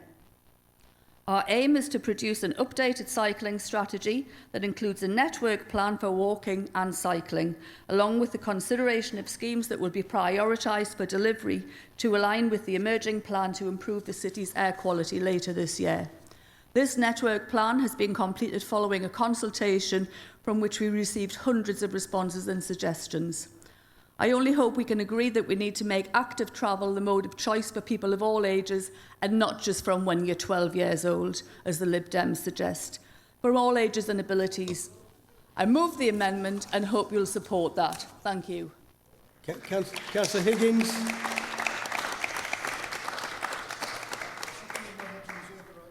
you. Councillor Taylor, followed by Councillor Postlethwaite.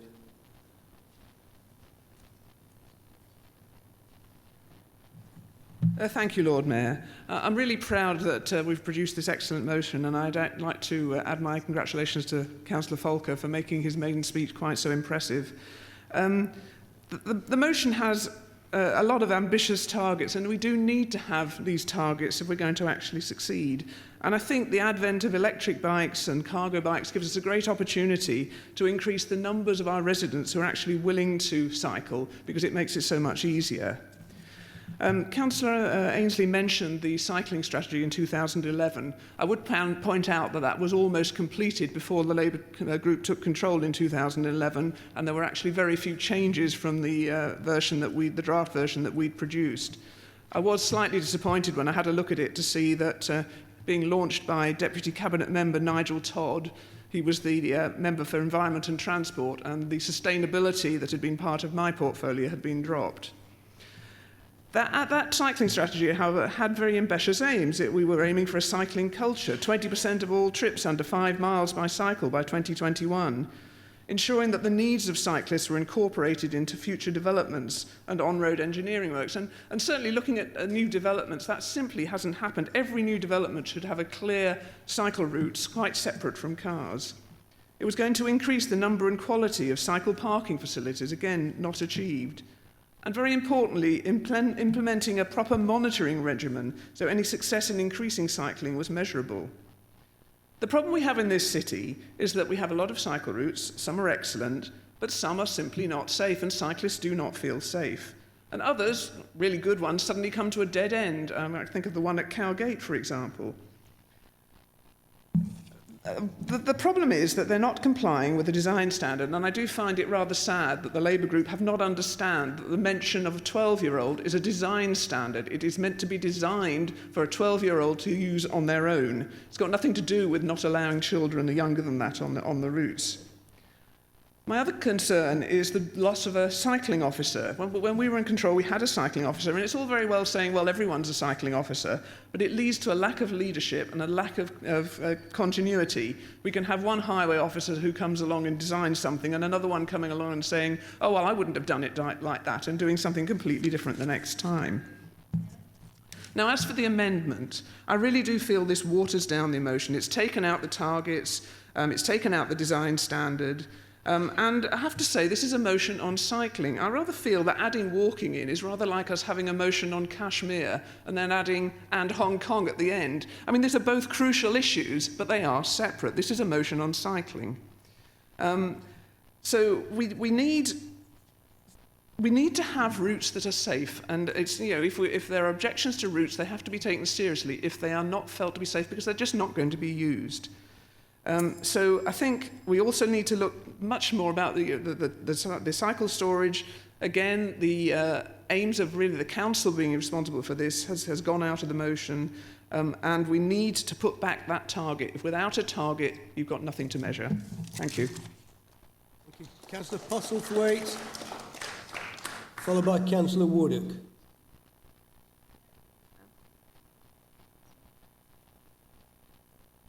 I support the amended motion. In the motion, it states that, in line with our street charter, our streets and roads should be designed to be safely used by children and those with limited mobility. The Council believes that cycle and walking routes should be abundantly available, and that wherever possible, cycle routes should not share space with any other road that experiences more than light traffic, so that people feel safe on their bikes. It is my belief that segregated cycle lanes are needed to encourage people who do not currently cycle to take up cycling and use it as a way to get around our city. It is great to see the work that the Council is already doing and has done across the city to increase safe routes to encourage new potential cyclists. In the ward that I represent, North Jesmond Ward, the Streets for People programme is making Jesmond safer for pedestrians and cyclists, with improved crossings and safer space for pedestrians and cyclists. I think it is really important to note the national context in which we find ourselves, and in particular the horrendous cuts that have been made to the budget of this council, both under the current Conservative government and the previous Liberal Democrat Conservative coalition. Last week, the Labour Party met for its annual conference in Brighton, where many progressive motions were passed.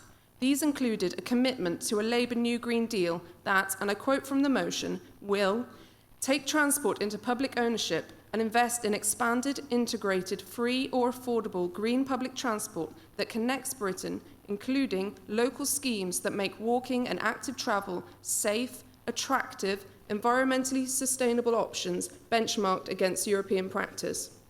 This is what tonight's amended motion is calling for: more local schemes that will make walking and cycling more attractive, benchmarked against European practice. If we really want to see these improvements take place on the much larger scale that they are required in, then we need to elect a Labour government ready to invest in a Labour New Green Deal. So yes, let's pass this amended motion tonight and continue to campaign for what the city really needs, a new Labour government. Councillor Wood, to be followed by Councillor Frew. Firstly, a couple of confessions.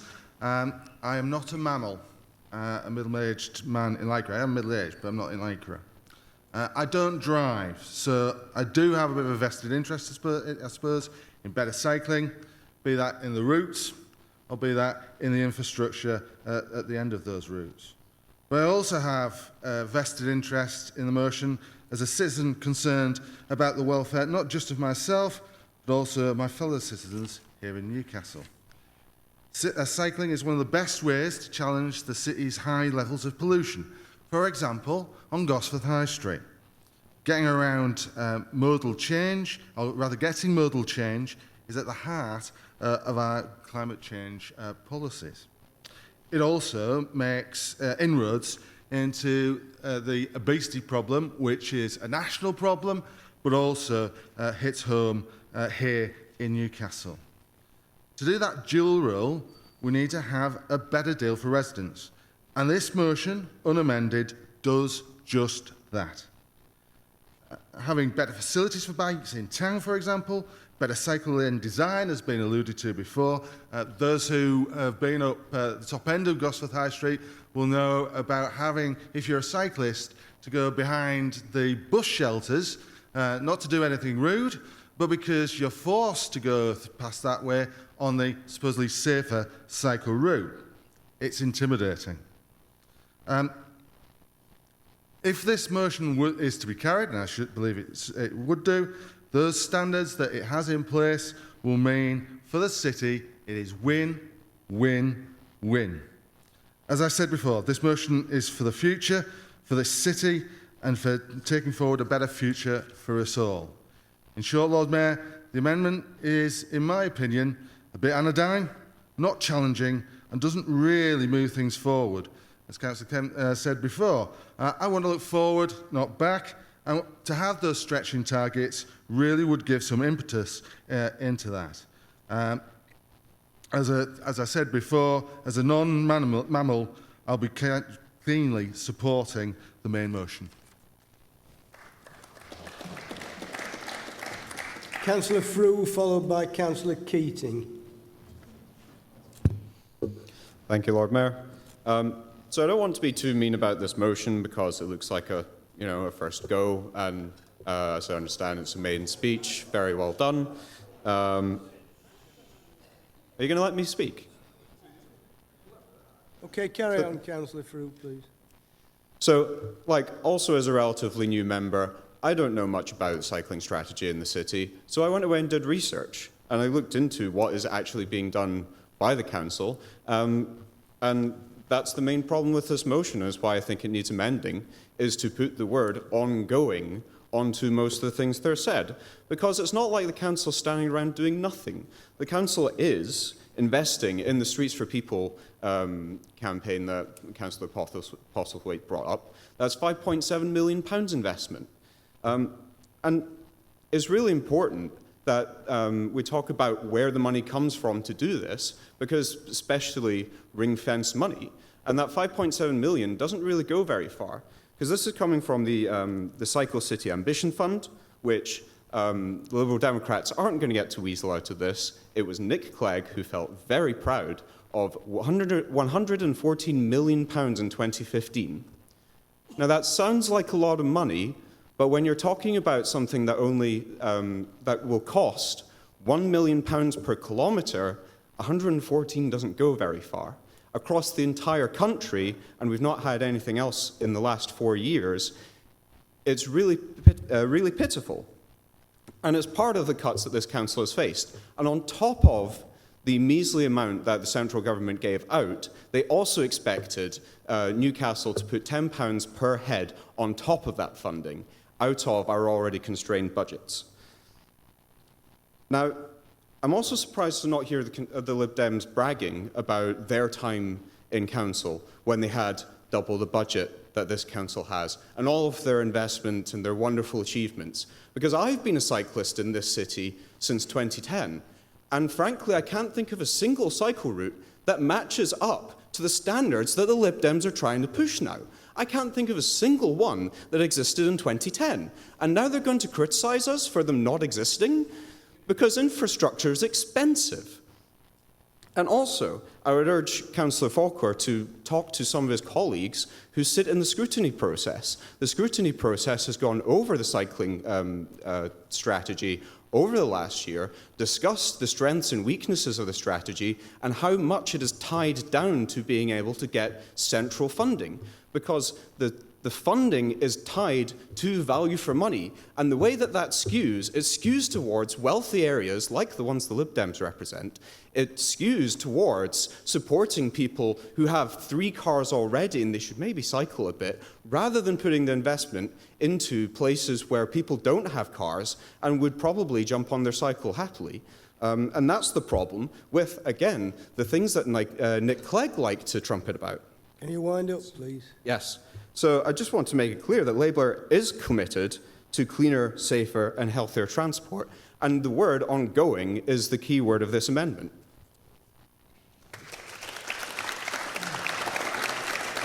Councillor Keating. Lord Mayor. Followed by Councillor Avery. Thanks. I was wondering whether the targets proposed are achievable.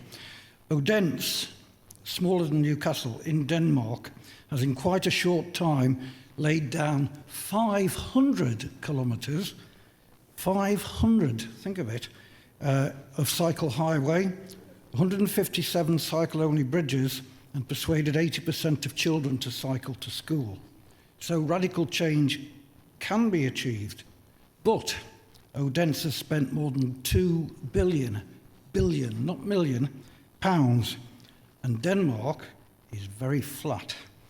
So in practice, we still have to proceed more slowly in Newcastle. I'm afraid the way things work is that the government hands out grants and local authorities are desperate to spend the money. There is, I think, insufficient evaluation of the successes and failures that result. Some of the schemes are, to put it mildly, not well thought out. And this and other criticisms can and have, at least in Jesmond, lead to tense meetings and to discourteous behaviour from certain quarters. The Cabinet member has to take the brunt of the flak, and I'll say again publicly what I've told her privately, that she has my broad support. Finally, Lord Mayor, as on most days, because I cycle more than anybody here, I've been out and about on my bike.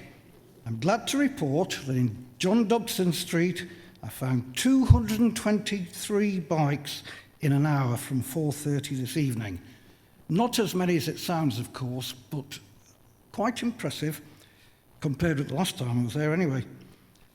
I'm not glad to report, however, Lord Mayor, that in Melton Park, Brunton Park and Red House Farm on the Kingston Park Road, I saw no bikes except my own on the cycle route, and many bikes with riders who are sticking to the main road.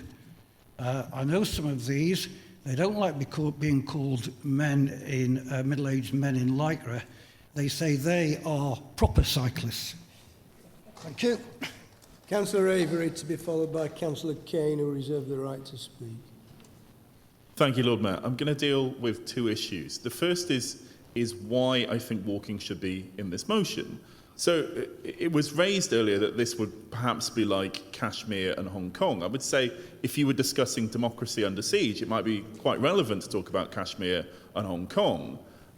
Those to me do not seem to be two entirely separate issues. And importantly, given the perception that happens to exist among, unfortunately, a large number of citizens in the city that cycling is prioritised above walking and that cycling interests are opposed to those of walkers, it's very important not to discuss those things in isolation and instead to discuss them together and to make it very clear that we are in favour of both cycling and walking and that we do not prioritise cyclists ahead of pedestrians, which is why I think it's very important to have it in this motion so that we can continue to seek to disabuse the notion that those two things are opposed. And indeed, it is very important to, while dealing with cycling, think about walking. Indeed, a lot of the problems that have been discussed by lots of members earlier on today are about when cycling schemes have not considered the impact on walking, which is why, as my councillor said, colleague Councillor Postlethwaite said, the best form is fully segregated cycle lanes which do not have walkers and cyclists interacting, which is why I think it really is very important to have these two things together. And the second is that there is a definite disconnect between the rhetoric we're hearing in this chamber from members opposite and their actions of those members and their predecessors in office. Many of you may know that I had the misfortune to be Labour's man in West Gosforth in 2 elections. I greatly enjoyed it in many respects, but one thing I did not enjoy was being yelled at by a large number of residents who were absolutely irate about the idea that there might be cycle routes introduced onto Gosforth High Street. I do not believe that idea reached them in a vacuum. I believe, in fact, that focus leaflets may have had a lot to do with the fact that people were outraged about cycling potentially. Well, you can say it's not true, but I was there. I was there, and I do not believe that lots of people got extremely angry about the removal of people's ability to stop on Gosforth High Street, which is necessary to have effective cycling. If you have cars continuing to park and block the highway, then you can't cycle. I don't believe that people were angry about that merely in a vacuum. I believe that might in fact have had something to do with it. But even if you're going to say to me, oh, well, that wasn't our fault, we had nothing to do with it, I was a resident in Jesmond during the Acorn Road scheme, which was vigorously, indeed, almost to a bizarre degree opposed by my then Liberal Democrat councillor, a scheme that did an enormous amount for both cycling and walking in Jesmond, a scheme that has been incredibly useful. Indeed, the fully level surface that you get on Acorn Road, I think, is a model that we'd like almost the entire rest of the city to get, and yet my then Liberal Democrat councillor was vociferous and tireless in his opposition to that scheme. Can you wind up, I would please? venture that the Lib Dems need to match their rhetoric with action.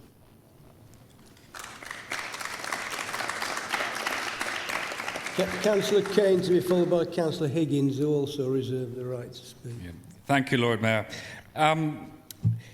This amendment, you know, I was expecting it to water down our proposal, the SDG proposal that Councillor Huddart and I worked up at last month was watered down, but I didn't expect it to go this far. This is the political equivalent of homeopathy. The amendment has watered down the original motion so far there's barely a memory of the original intent left. And as we all know, homeopathy is a load of cobblers. It's pathetic and it's an insult to this council. In fact, I'm surprised the officers allowed it through because it bears so little resemblance to the original motion. And I want to go through the 3 important things, 3 crucial things that were taken out. First of all, the target. There's no target at all. I've already commented on the fact that the Waste Commission targets were not transferred into the waste strategy.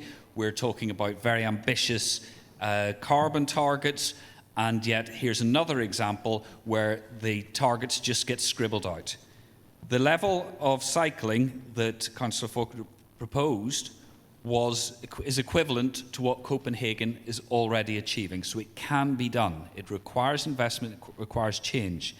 In answer to people on both sides of the site, our cycle infrastructure does not just need to be funded by the Cycle City Ambition Fund, which I'm, as a Lib Dem, proud of, but it should be embedded in every decision made on the highways by the council. And that's things like Hadrick's Mill and all the redesigned junctions proposed for the west side of the city.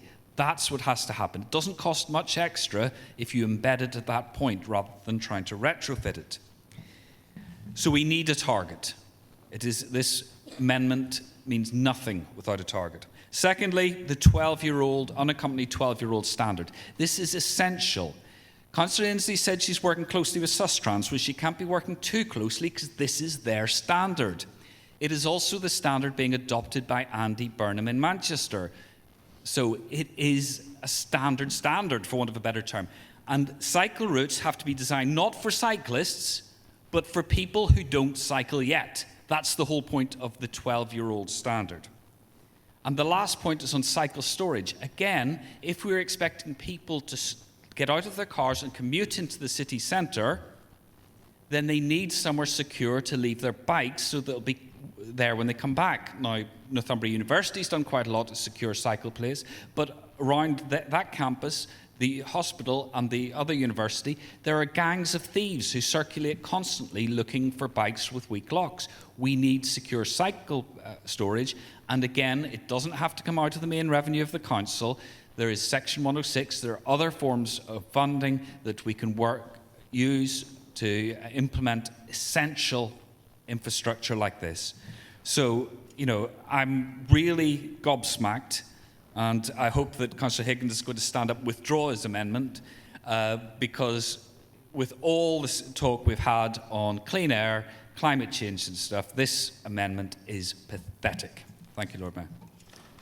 Councillor Higgins. Yes, thank you, Lord Mayor. Before I actually speak in support of the amendment, I'd just like to perhaps challenge Councillor Keating's claim that he cycles more than anyone else in the council chamber. I think we perhaps have got a competition on that, Jerry.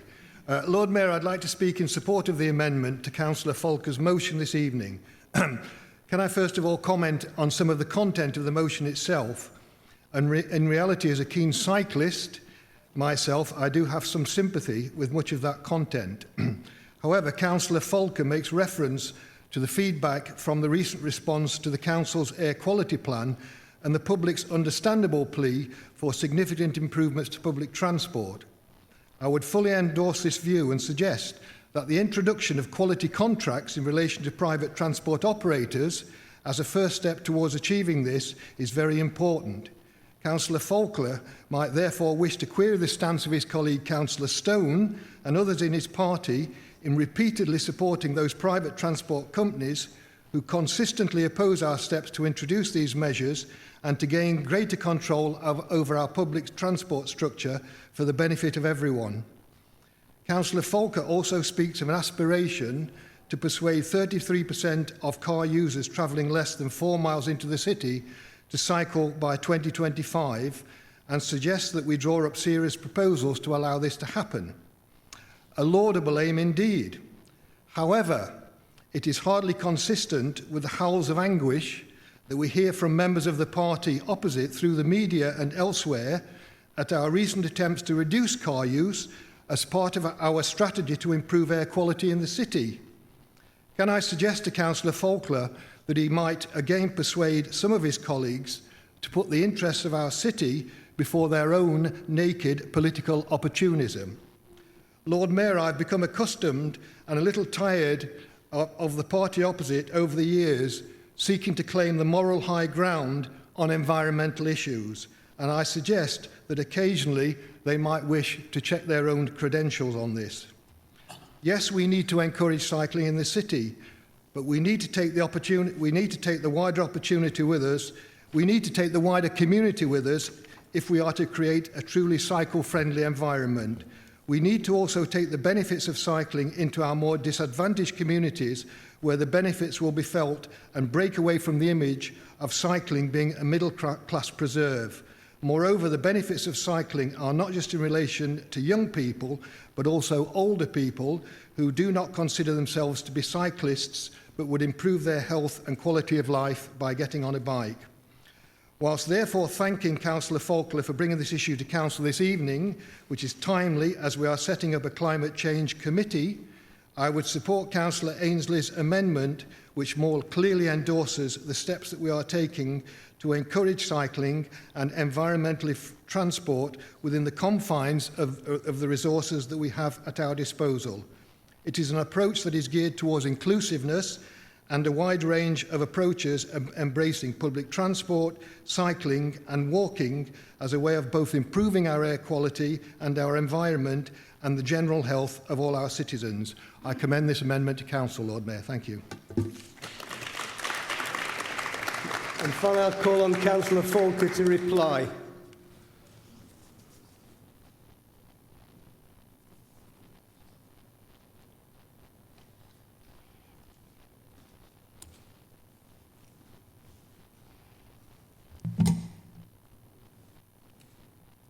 Well, that was interesting.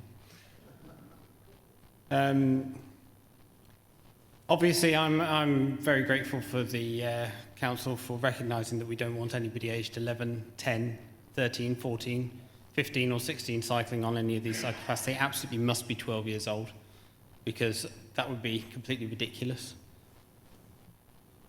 The whole point of this motion, or the way I introduced it, was I didn't want this to turn into a slagging match about who's done what. The cycle lanes in this city are not sufficient.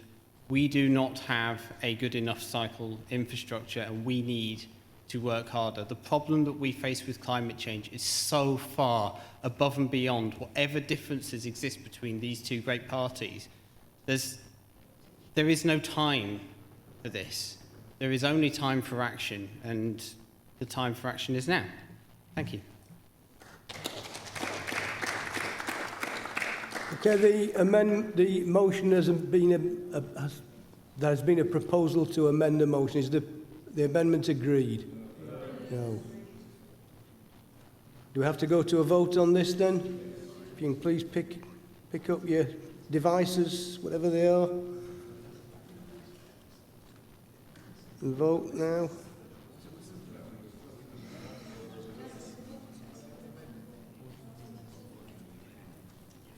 So this is the amendment. Is the amendment agreed?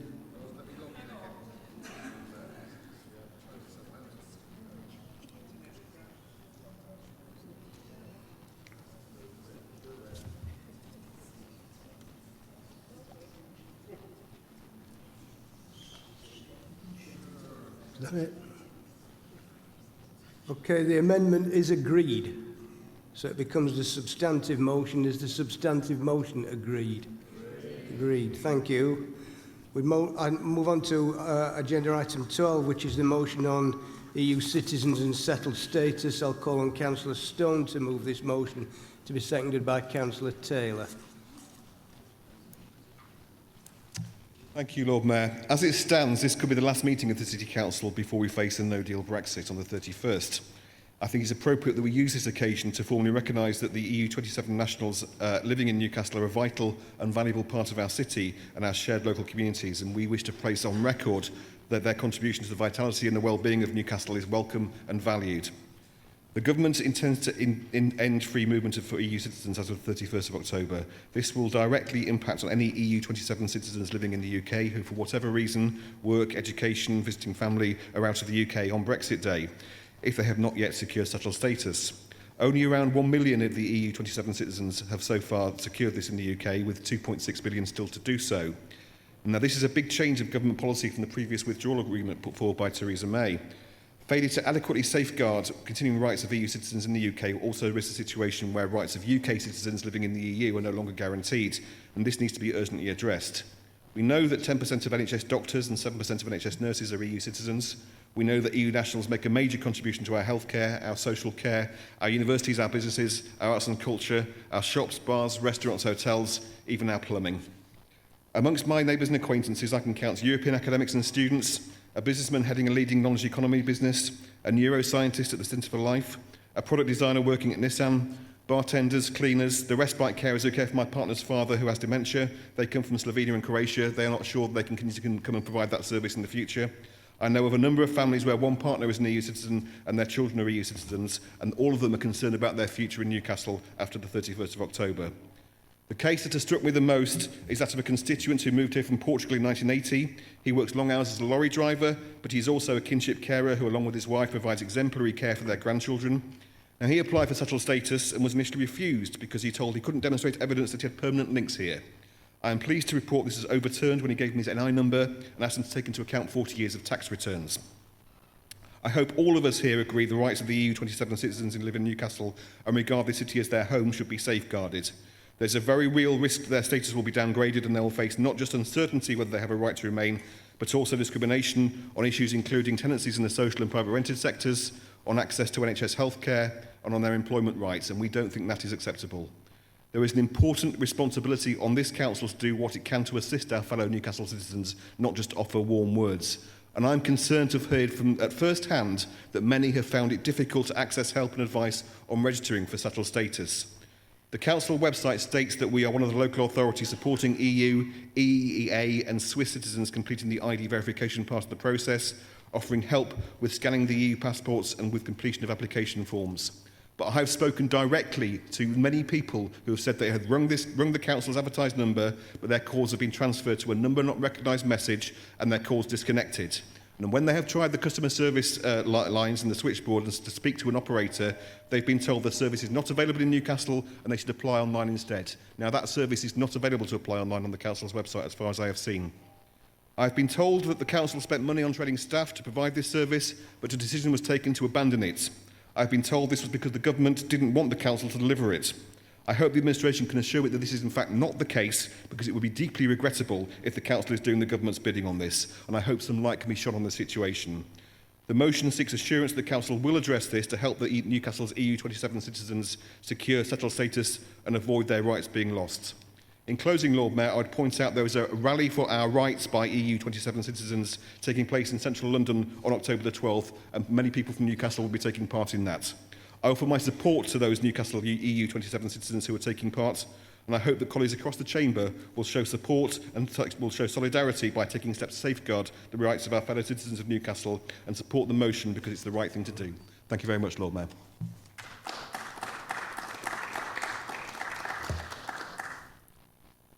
I believe Councillor Taylor's going to second. Councillor Ferguson. Sorry. Certainly. I'll now call on Councillor Forbes to move an amendment to be seconded by Councillor McCarthy.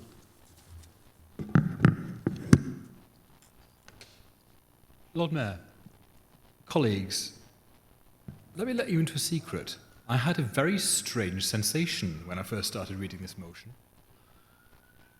I couldn't quite believe that I was agreeing with Councillor Stone. I have to say, it made me feel quite queasy. And I read on, and for the first two sections of the motion, I thought I couldn't spot any area of disagreement between us. We're clearly united in our views about the importance of EU citizens in this city, the contribution that they make to our communities, and the importance of giving them reassurance at a time when so many of them feel quite frightened.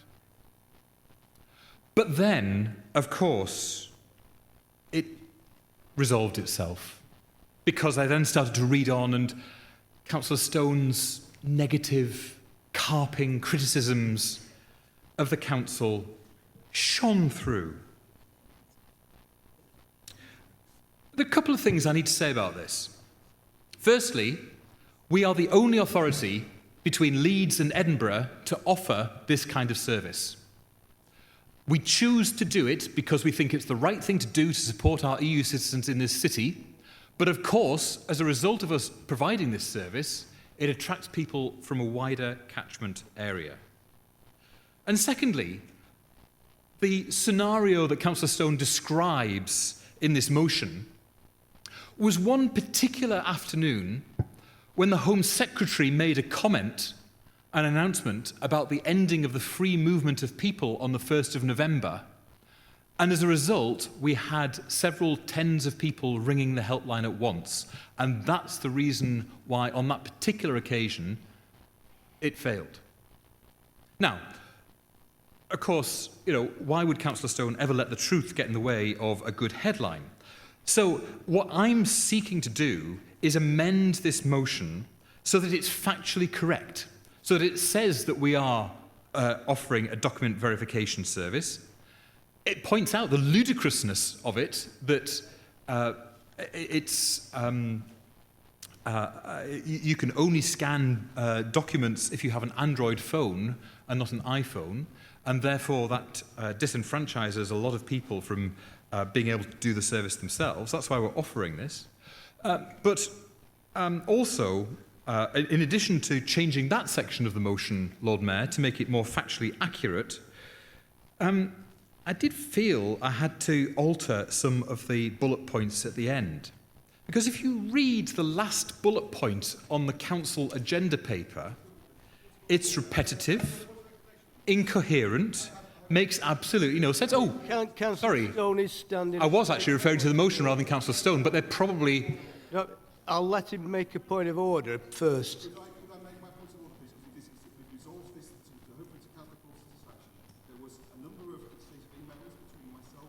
Well, that's a point of information, not a point of order.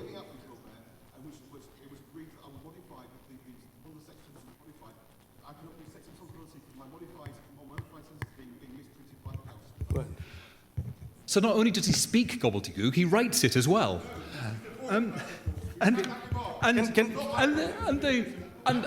point, Lord Mayor, that I think we're both in agreement is that it's not acceptable for people who go through the settled status scheme to have to then continually find that they don't have documentation to prove their citizenship. And wouldn't it be better if people were given an automatic right to be registered while their settled status scheme was being considered? That, I think, will be a sensible and fair thing to do, and that's what the slight amendment in the wording of the last bullet point does. I think, Lord Mayor, we know, well, in fact, I know, because I speak to a number of them, that quite a lot of the EU citizens living in this city are afraid and frightened and alarmed about what might happen. It's absolutely crucial that we as a council send a clear message about the value that they bring to our communities, the importance that they bring to our economy, and the richness they bring to our city. And I hope, despite the skirmishes around the particular issue around the phone line and the document verification scheme, what will come out of council tonight is a very clear message across all of our parties that EU citizens who've made Newcastle their home are welcome here, are valued here, and we will do our utmost to ensure that they are treated with respect and dignity. So I move the amendment, Lord Mayor. Councillor McCarthy.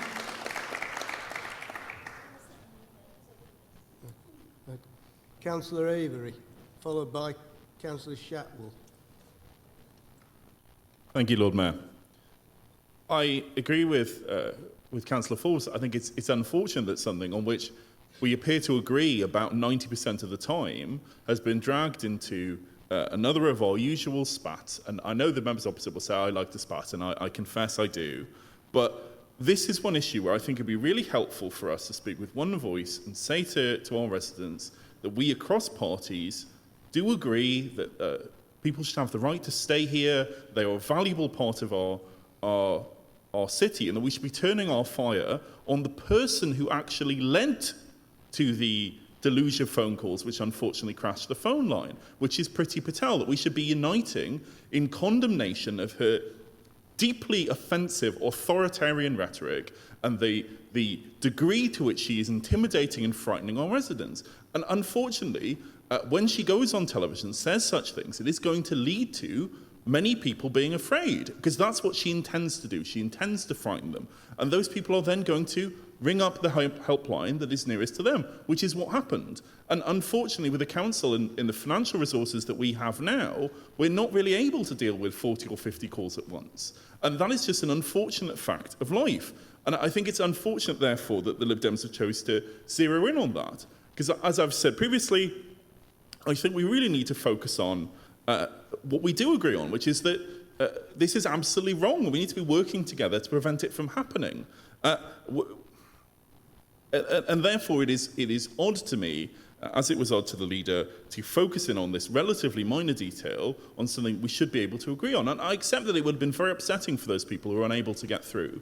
But unfortunately, it's not possible for us to have a fully staffed government helpline because we don't have the funding to do that. And indeed, the government should be doing that. And we shouldn't be having to fill these gaps that the Tory government chooses to leave. And the last thing I'll say, because I think it's very welcome news from the last week, is that I'm tremendously proud to now be a member of a party that is committed to the notion that all of our residents in Newcastle should be allowed to vote in all of our elections, something which I would hope the members opposite, again, would support, because we think in the Labour Party that all citizens are worthy of the same dignity and the same respect, and that all citizens of Newcastle should be allowed to participate in our elections. That's why I'm very proud, for once, very briefly, to be a member of the Labour Party. I'm proud to second this amendment and support it.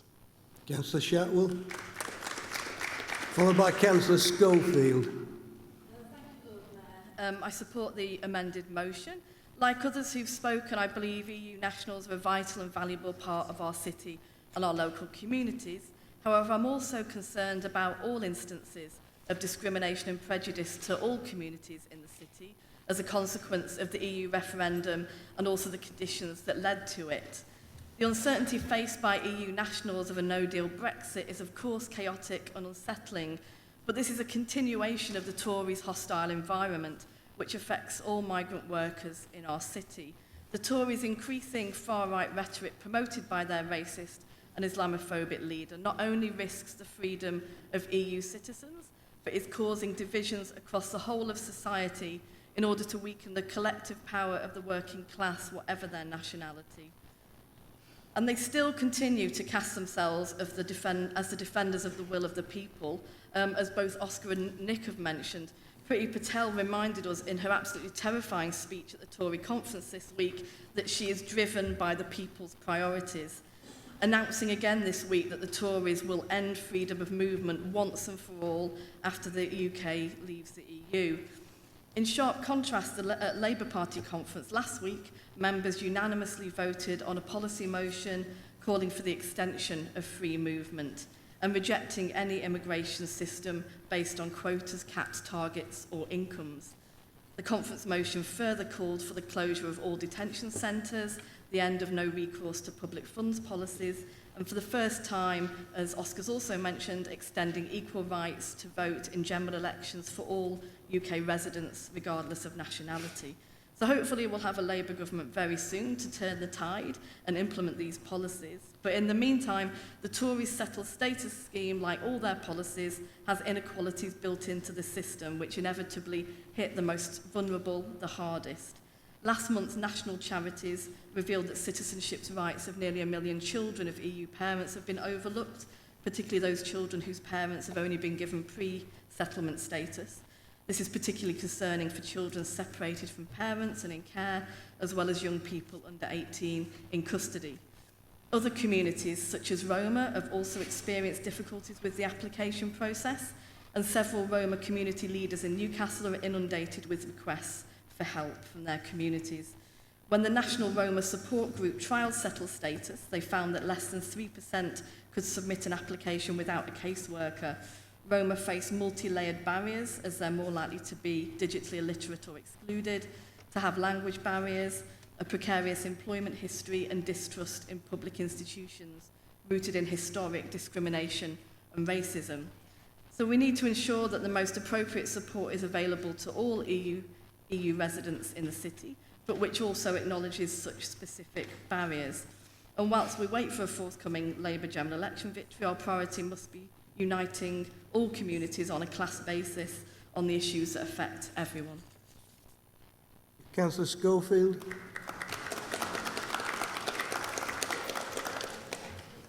Thank you, Lord Mayor. I welcome this motion but support the amendment. In particular, the amendment note that the leader has raised concerns nationally about the apparent inconsistencies in the decisions made by this Tory European settlement scheme. This national pressure is absolutely essential and we should all support it. But like others across the Chamber, I'm experiencing a large increase in the number of EU nationals attending my surgery. Typically, they feel vulnerable, insecure, and they are very often very frightened. They need clear and accurate advice, and I think the amendment calls for that.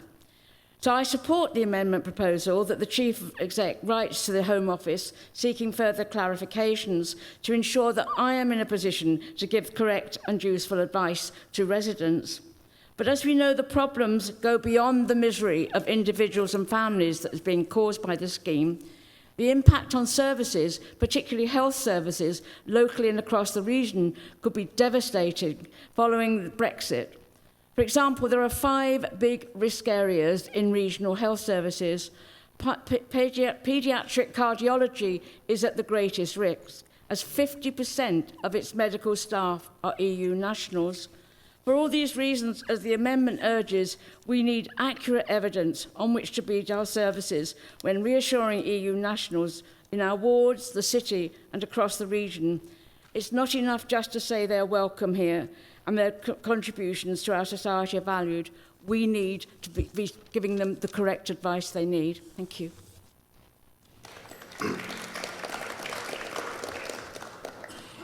Okay, the guillotine has actually just fallen, so therefore conclude the business under discussion, which works out fine actually because we just have the 2 seconders who reserve the right to speak. So starting with Councillor McCarthy, followed by Councillor Ferguson.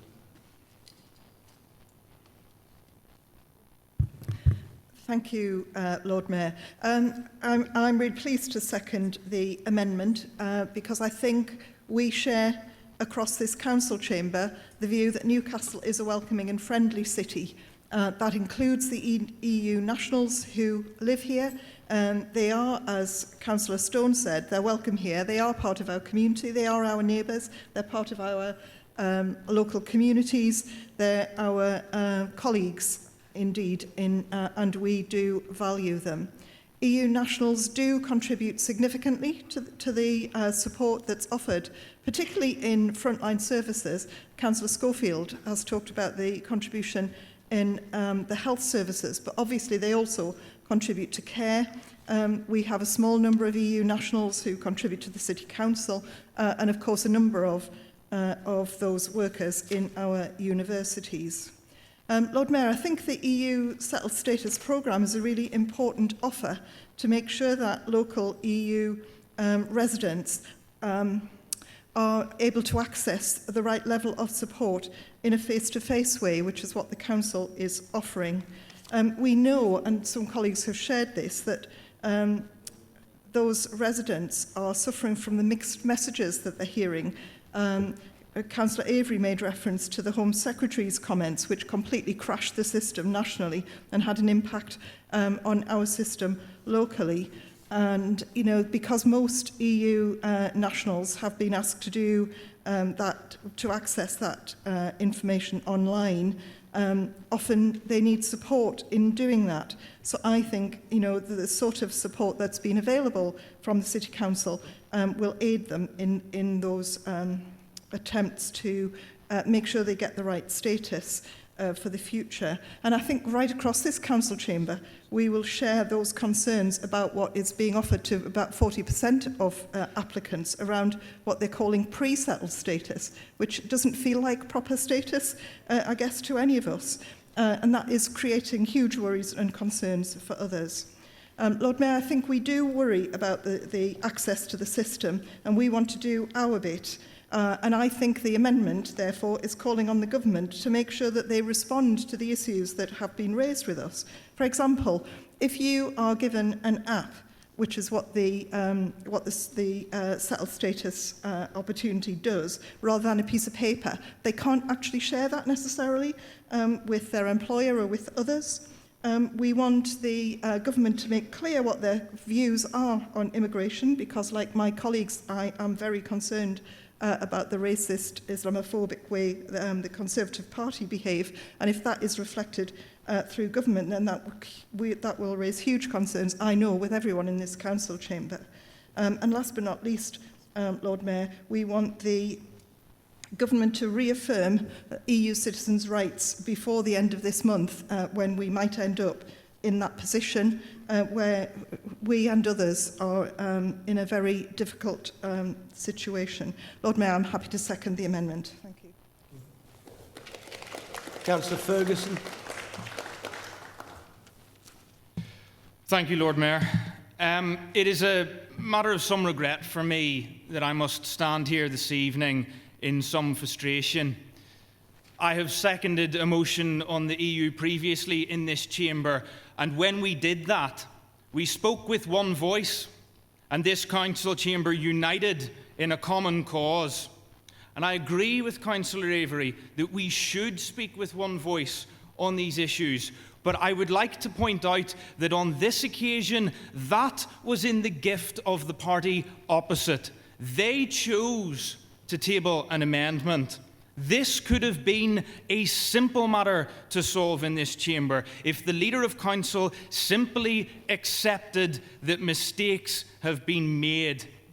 There seems to be a recognition that there have been some issues in the system locally. But instead, what we see is a shrugging off of concerns of EU citizens, whilst at the same time expressing concern about the settled status scheme and the deep uncertainties that it creates.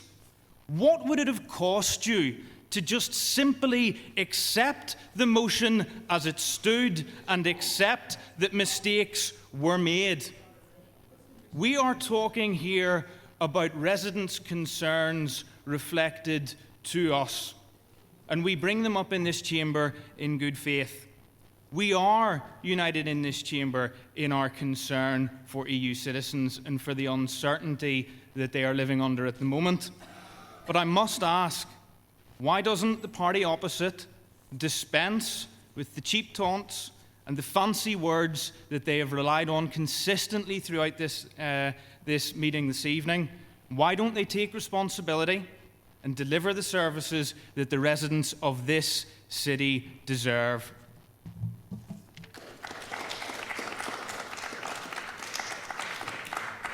Councillor Stone, you now have the right to reply. Thank you, Lord Mayor. I think Councillor Ferguson has spoken some of the remarks I was going to make, actually. I mean, I think there is broadly a consensus on this issue amongst these people in this council chamber, but I do regret that the way it has been responded to by the leader and others, that this is a trend here. This is something that happens all too often, because when you know you're on the wrong end of the argument, you'll play the man rather than play the ball. That happens every time, and it's a little bit tiresome, frankly. The circumstances of the phone line clearly are in dispute in this particular debate. I would like to give Council a bit of information about why we brought this, because it's not something we have invented. It is not something we have just come up with on a whim. This is something that has been raised with us as a concern by quite a lot of people, and I don't believe it just relates to one day. I think the cases that we've had back to us cover a considerable time period that people couldn't get through on the council phone line. When they did ring the council switchboard to speak to service operators, they told, we don't deliver that service, you'll have to apply online and look on the government website.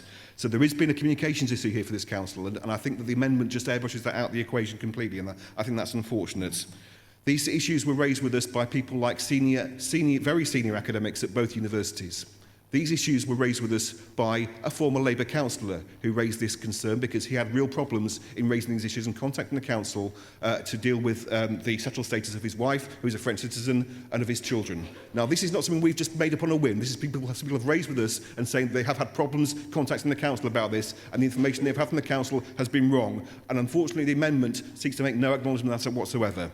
So I want to make the point that in terms of and just to clarify the final point on as well as the cheap jibe about the amendments, I think I've managed to sort of explain the circumstances of that. There was a back and forth about the final bullet points between myself and the Democratic Services officers. I regret that has not quite come through in the final format in the way that I submitted it. Now, administrative errors do happen. I do accept that. I've got no grudge against that, but I think to use that as a cheap shot against me at Councillor Forbes is regrettable, frankly. I would like to respond to some of the points made in debate. I think there were some sensible contributions from various speakers in the debates, and including Councillor Avery in some of the remarks he made, and Councillor Shatwell. But I did have to depart from her on one point in terms of an expectation that the Labour government will turn the tide on this. I can't get my hopes up too great to an extent when a Labour government will make no guarantees about freedom of movement. I think that is an area where we have very different views on different sides of the chamber on this, and I think it is regrettable that the Labour Party is not supporting the principles that it has always stood for in the past on those issues. I hope that we can nevertheless agree that, on the whole, we have a broad degree of consensus and common cause about recognising the importance and the welcoming and valuing the role that EU citizens play in our city. They are welcome here. We hope they will continue to live here and make a valuable contribution. But I do think I prefer the amendment to go to a vote rather than nod it through, because I do regret the amendment airbrushes out the points that would have made this council seek to make this council report back on what it can do to safeguard the rights of EU citizens when it faces discrimination, they face risk of discrimination in the future, including on access to council services and things like tenancies, and in terms of employment and so on and so forth. So I think it is slightly unfortunate those have been airbrushed out, and the actions that we've asked for in terms of reviewing the technical difficulties that have taken place, clearly have taken place, should be included in the motion as well. So I would like to take a vote on the amendment rather than accept the amendment as it stands. Thank you very much.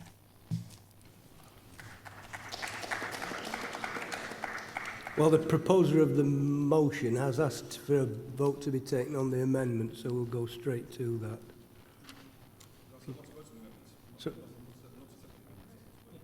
So I thought you, I'm sorry, I misheard you. So the motion has been amended. Is the amendment agreed? No, we'll have to go to a vote then.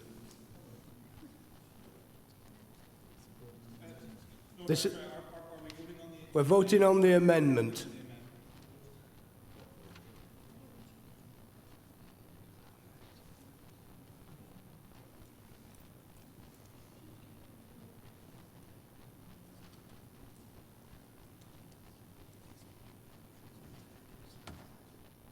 Well, the amendment is carried, so the amendment becomes the substantive motion. Is the motion agreed? Agreed. Thank you. Now, the guillotine fell about just over 10 minutes ago. There is one further item that we need to conclude. So can I ask Councillor Mendelsohn if she wishes to...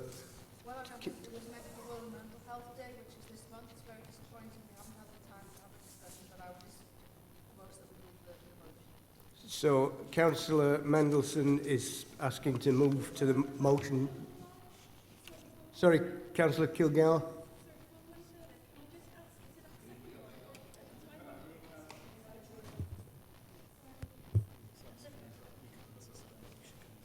Sorry, it was a point of order, Lord Mayor. Can I ask, is it acceptable at a time when we're reminded daily of the importance of the language used in political debate, and as we're about to vote on a motion about mental health, that a member opposite used a pejorative term nutter to describe one of my colleagues? And can I formally ask that that comment is withdrawn? It's outrageous.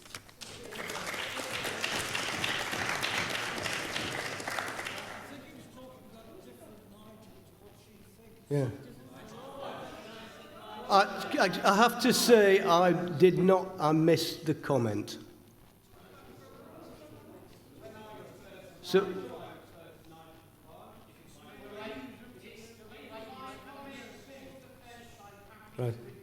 right. Thank you. Well, can we move on to the... Councillor Mendelsohn has asked that this motion be voted on without debate. So is the motion agreed? Councillor Taylor. Sorry, I do beg your pardon. I've omitted to ask for a second. Thank you, Councillor Taylor. Is the motion agreed? Agreed. Thank you. So the next meeting of Council is on Wednesday the 6th of November. So thank you for this evening. Got the Speedway to support on October the 20th. Thank you.